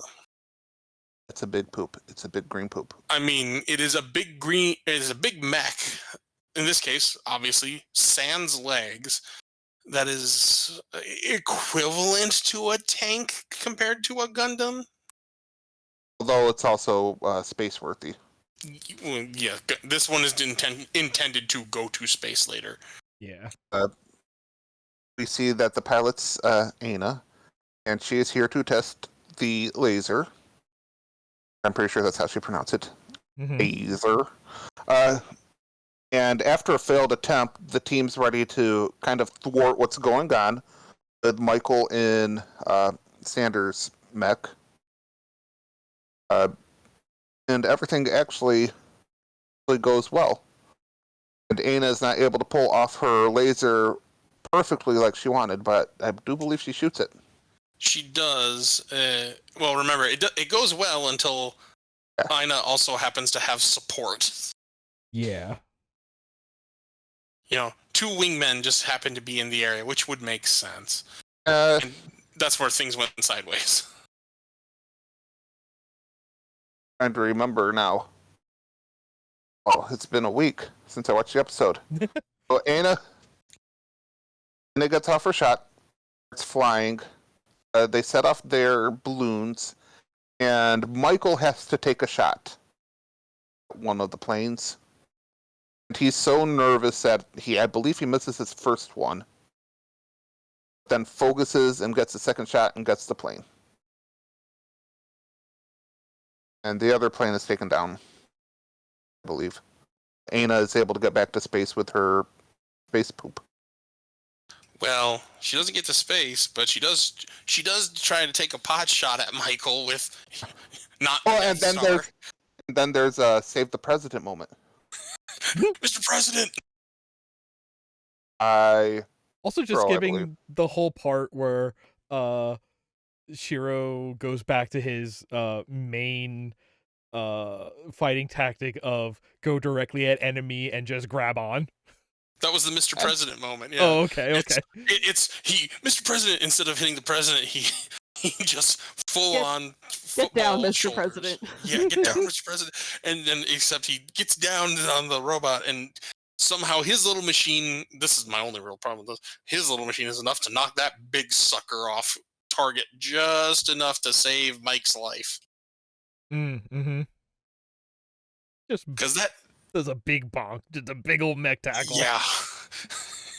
I'll save you, Mr. President. Boink. It's a pile of mud that shoots a laser. And then instead of going to space, Bob, what she does, she tries to kill the machine that's grabbed onto her because it's clearly And she doesn't no one she realize loves. who it is. Yeah, Yeah. until she tells him to get off. Say, wait a minute, Juliet, is that you? Yeah. Romeo? Okay, no, don't get me started because Romeo X Juliet is totally actually an anime, and I know. I considered putting it on the list. Season 2. Season 2. Aw. I actually don't remember if this is the point where it ends when he lets go. He doesn't let go. He doesn't let go. Team Rockets were Doesn't let blasting off go? again. No, Yeah, he no. doesn't. Man. They The both Team Rocket were blasting off again into what's shown in the the preview for the next episode. Not the Completely Himalayan blanked out on that. mountains. Yeah. Yeah, they end up crashing and they have so we just had desert survival tactics, so we gotta watch them do snowy blizzard survival tactics. Tundra Yes. survival, yeah. Yeah. Yo, I heard you wanted to go to Siberia with these mechs. Here we go. God. I mean, actually, depending on where the specific jungle they're in is, it might be the Himalayas. That's true. I mean, I just call it not the Himalayas because I don't think they actually say where it's at. Yeah, no. I know. Um, But just in terms of where mountain ranges are in Asia. We do know that the jungles are in China. they did say that. I missed that part. Know that they were landing at a specific point. Hmm. I'll do the research. Yeah, we can look at wiki pages later. Yes. Anyway, I actually really like this episode. As for you mentioning earlier, Nick, about how they felt chonky walking. Yeah. I like the details of the movement in the desert. Mm. Mm-hmm. That these mechs, whenever I think of Gundams, it's always in space. Right. These Gundams were mostly not moving, Yeah. which sounds stupid, but in reality, just like walking while sleeping, they showed Gundams can do more than walk. I see a Gundam, I think, it's just a human person doing human person things. Right. Because I'm trying to humanize it. Yeah. Though that's not the case. But this show is like, no, these are machines. Yes, these are machines. This one happens to be holding a gun that does look relatively human-like, but it's not moving for a very long time that a human could not do. Yeah. Oh.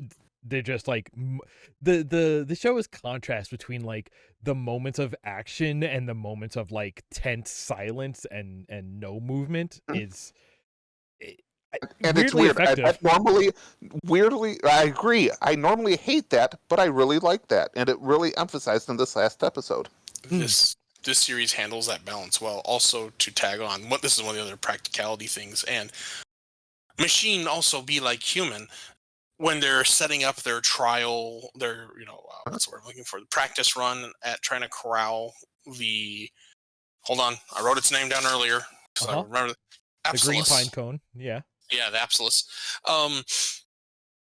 One of their mechs, I forget which one, is covered under the largest desert blanket I've ever seen in anime. And I love it because, like, that's what a sniper would do if these were more people-shaped and sized things. And it's, again, all that practicality and the actual human movement for giant robot. And yes, Bobby, you're right. They're not in their natural spaceborne environment as God intended. They're on Earth with the dirty gravity. And it's fun to see that implied and that weight of how big and heavy these things are carried over. Normally it would bug me, but when they're hanging Karen over the ledge on the rope, and it was the Gundam just holding down this string that she's standing on. Normally that would bug me. I'd be thinking, oh, this is so stupid, but in reality, that's how it would work. Well, yeah, in the second episode, they showed her going up to her cockpit because they can use scaffoldings and so forth, but they already have this built-in, I don't know, but it's like a dumbwaiter almost. Yeah. Yeah. With a triangle place for you to put your foot and just ride it on up. Hope you have a good grip. Why did you put the cockpit so high? I don't know. That's the other thing. I love the design of these Gundams as opposed to others where the cockpit is up top, not in like the center of the chest. Yeah. Kind of like a fighter.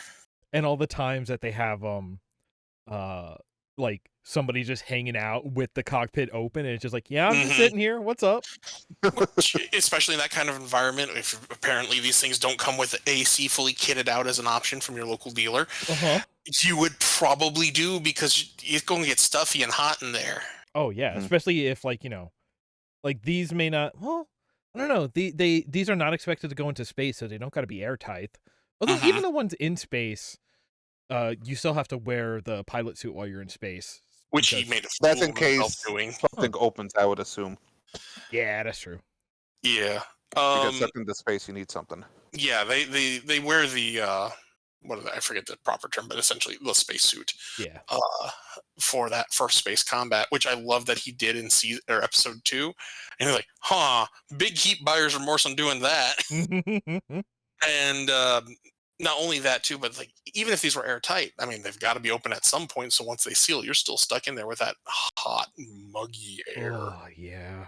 Yeah, like as soon as he opened that cockpit after being in there, like I've felt this and it doesn't get better. It's just one hot muggy to another equally bad but different hot muggy. Yeah. God. Also, him discovering leeches was funny. On the flip side, he got hot and overheated in a jungle, which is understandable. It's a hot, muggy area. They go to the desert and they don't show them getting overheated. I am sure under those circumstances there was probably some degree of consideration taken into because they are in giant metal human-shaped coffins. I'm sure it was just a dry heat. I mean, I was going to say the humidity in the jungle would make you definitely feel a lot hotter because you're not, the sweat's not evaporating off your skin. Maybe they got one of those cute battery-operated fans. Oh yeah. Well, also, arguably, I would have loved that detail. Also, in the desert episode, that's when everybody is like emotionally on edge, and I could totally see that as being an effect of heat. Of dry heat, especially, yes. I agree. Speaking from experience, yes. Bob, you remember the trip to Texas and our buddy who gave himself heat stroke?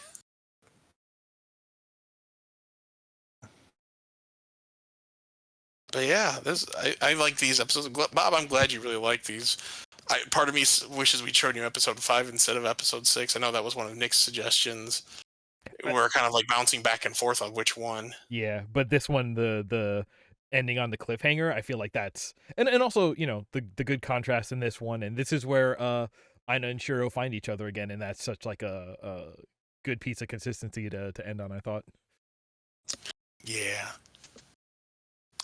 Because Nick and I both really wanted to show you the best mech fight moment ever, but it was so close to the end of the series. It's just like, I don't know. And I agree with him. It's like there's a lot of context missing here.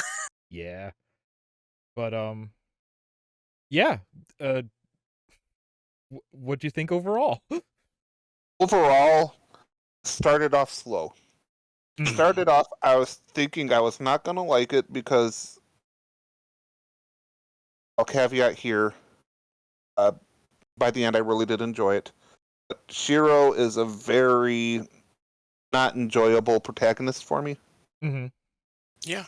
But everyone else carries it. And the reality of the show helped carry it as well. I'm an actual factual type of person, and that's just it. That's what it led to me. Yeah, this is, G Gundam aside, when people talk about Gundam as like realistic robots, it's because of it goes into detail. It goes into like camouflaging your robots with, sniper blankets and all of that. I think the 3 OVAs that kind of came out very close together, this being the middle of them, there was, I believe this was the middle child. Chronologically, it's the first one, which would in the way of in-universe. But there was 0080 War in the Pocket, which is honestly, if I can find a way to stream that, that's going to be in one of our future seasons. This one, and then one I've referenced before a couple times, 0083 Stardust Memory, all do a real good job of kind of giving a lot of finer detail to, like, again, the size, the scale, the movement of these machines.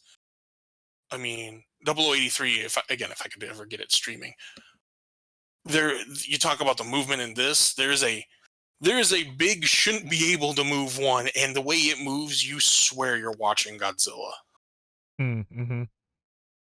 Just because it's like, this thing is so impractically large in its design, but it still does it, but it also doesn't do it fast. Now I will flip to my downside. Go ahead. Right. I do not care for the Aina Shiro storyline. Yep. That's fair. I feel like it unnecessarily draws away what could be a good follow these troops. See Shiro become a really good leader by leading by example and learning from his fellow troops, blah, blah, blah, blah, blah. Then you throw in Aina, and I get the purpose of the story. I absolutely do. It's just, it makes me roll my eyes. I get it. Go on. Is Aina a higher level, I'm assuming higher level Zeon person because she has access to all of this new tech? She is a test pilot. Yeah, and she's the test pilot. Yeah. I guess we're going to cover the new type in the room. Yeah.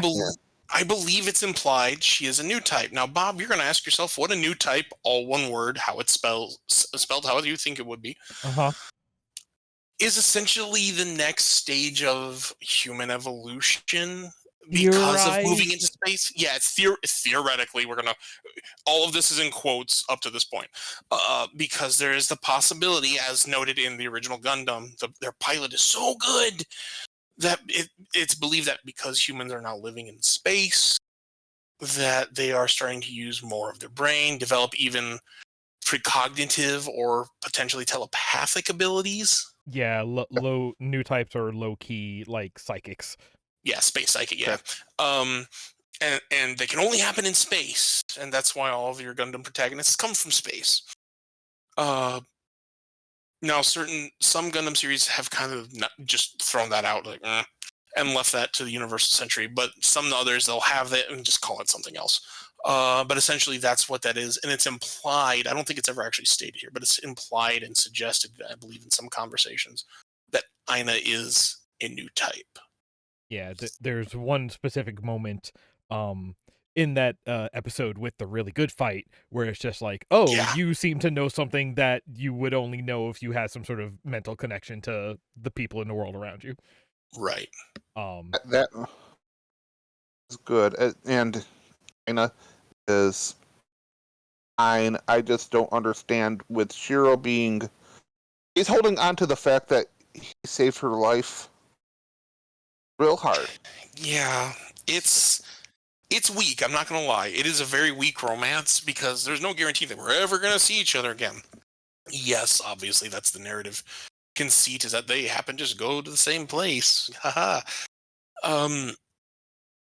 This is one of those, like, I agree. Does it feel forced? Yes. Does it feel contrived? Yes. But that's the purpose of it. I would argue these could have been two good Gundam series different from each other. But they just happen to be together. I don't think it's terrible though.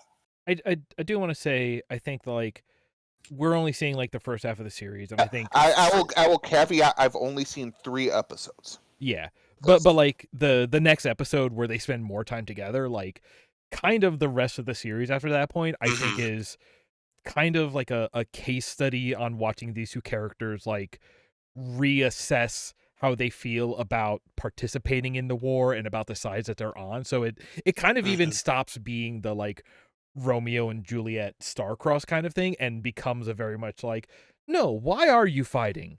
Are you do you think you're fighting for the right side? And like you just watching the two of them like wrestle around that with themselves. So it doesn't even go into like, oh, we just want to, like, it's definitely a very contrived why they sort of hook onto each other.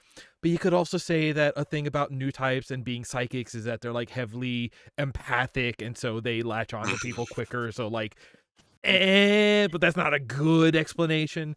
Yeah, it's narratively established. All these new types end up in conflict with each other because they're drawn to each other. Yeah. But I don't believe there's anything that implies Shiro's a new type, which is like, I okay. think I don't think there's anything that does it. I'm not saying he couldn't be. I just I opened a can of worms. He is a very talented pilot. In contrast to how much of a dipshit he is in every other regard, though, I think like he is uncharacteristically good at being a pilot, and that be because of new type elements. I mean, I'm socially awkward, but I can train people real well at work. Doesn't necessarily mean I'm a psychic. Well, episode 2, he tripped. That's also true.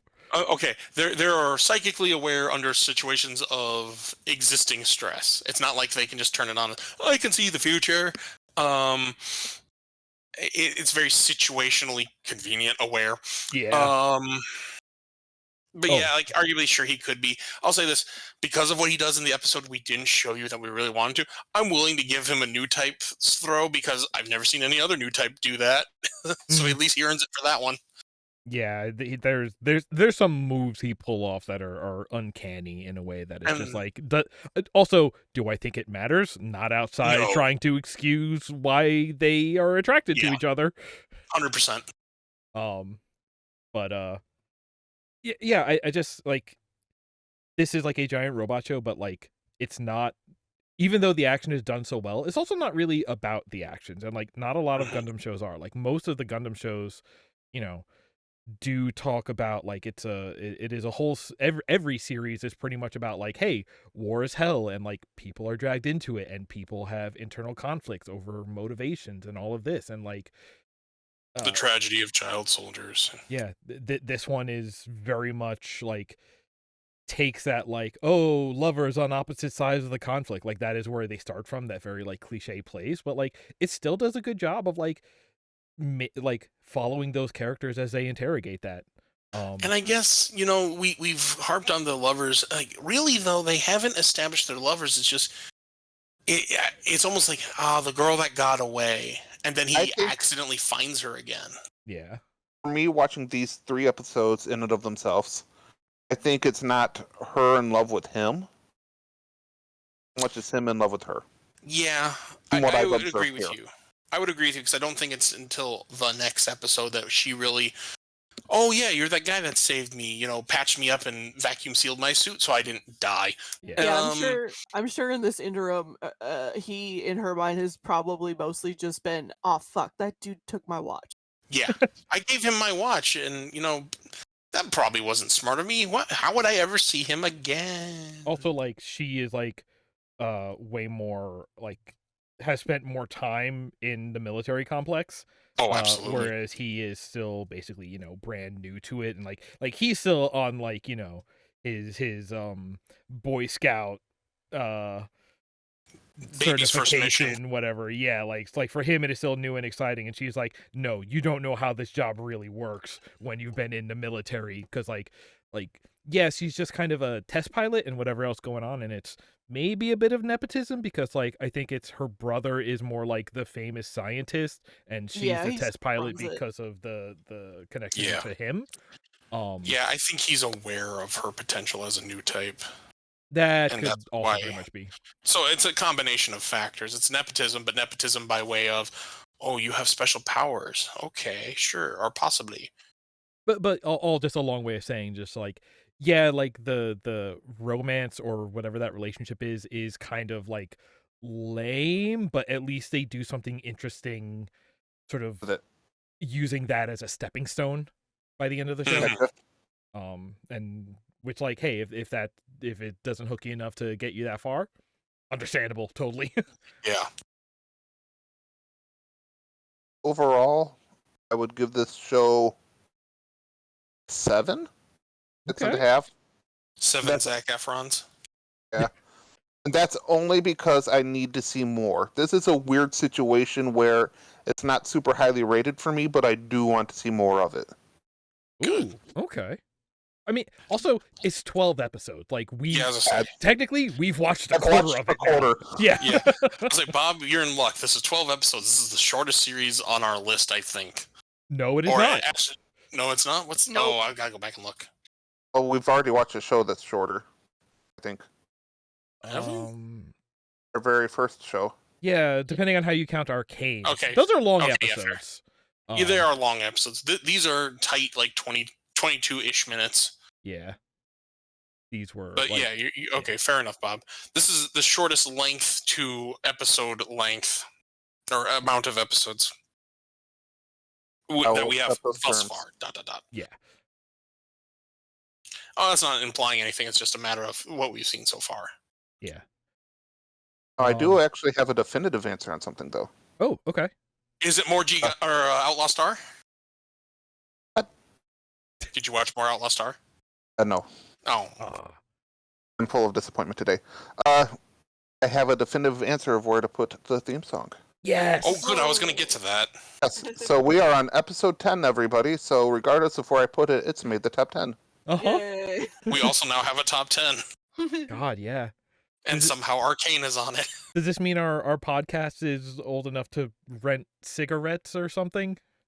And cigarettes. Yes, they return them when they're done. Uh-huh. Yeah, sure, that works. This lovely ditty. It's in I ninth. thought we had it's what? Ninth. It's in Ninth? ninth. Okay, so still Just above Arcane. Arcane and below Agretsuko. By the Take way, that, Imagine Dragons. the name of this track is Arashi no Naka de Kagayaite, Uh-huh. which, like, I don't think there's anything wrong with this. It is just so, like, forgettable. Yeah. The I outro I loved so much better than the intro. Agreed. Yeah. I feel like I would hear this, like, I don't want to say at a dance, but like a school dance at some point. It's kind of got that pop to it, where it's just meant to be played and go on to the next song. Yeah. It's not meant to be, like, stand out. It's this filler song between good songs. Yeah, exactly. This is, maybe not everyone's on the floor, but you gotta occupy the airtime with something. Something that's not Imagine Dragons.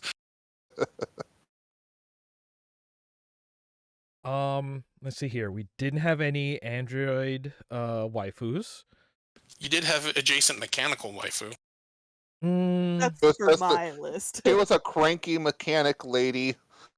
That's true. Listen, I don't think Joe was here when we were discussing it off podcast, but I want to know more about the pilot from the transport in episode 1, because Joe has her list, I have mine.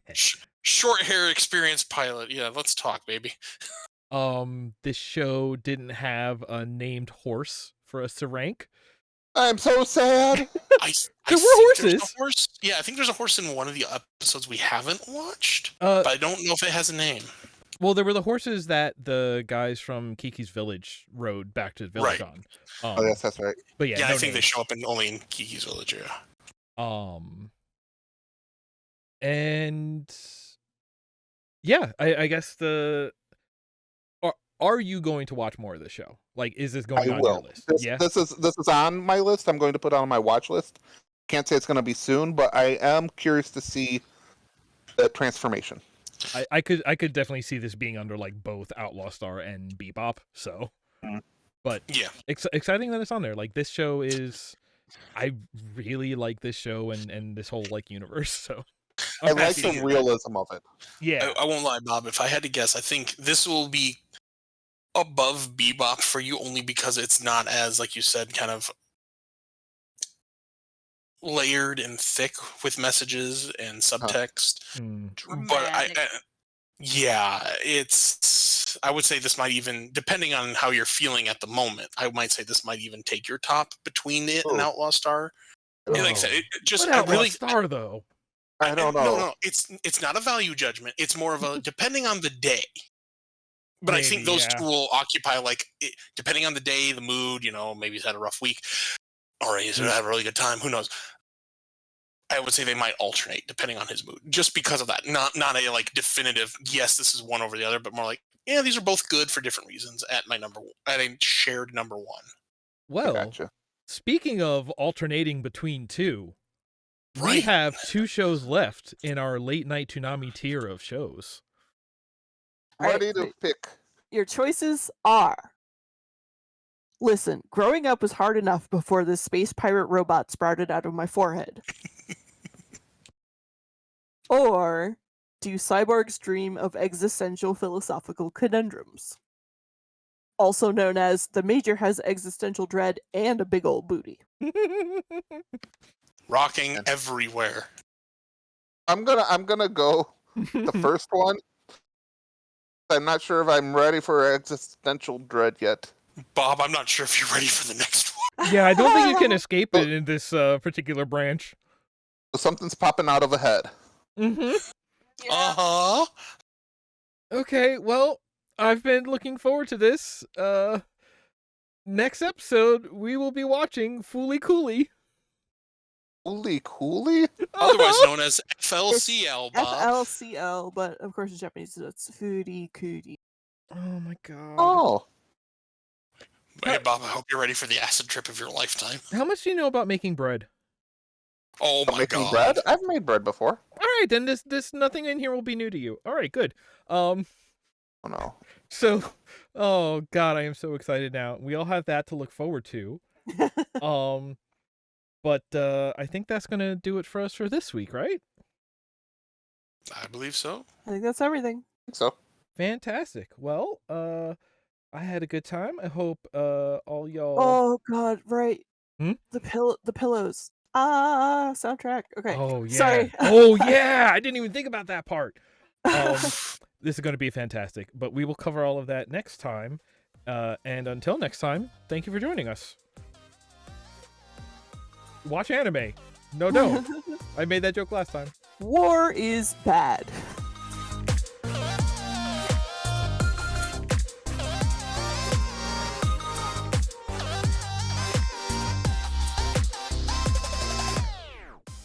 Deep in the Weebs is a show by Chuck, Nick, Joe, and Bob. Our theme music is Kawaii Friends by C. 3. You can find our show on YouTube, or subscribe to the audio-only version on iTunes or wherever podcasts are served.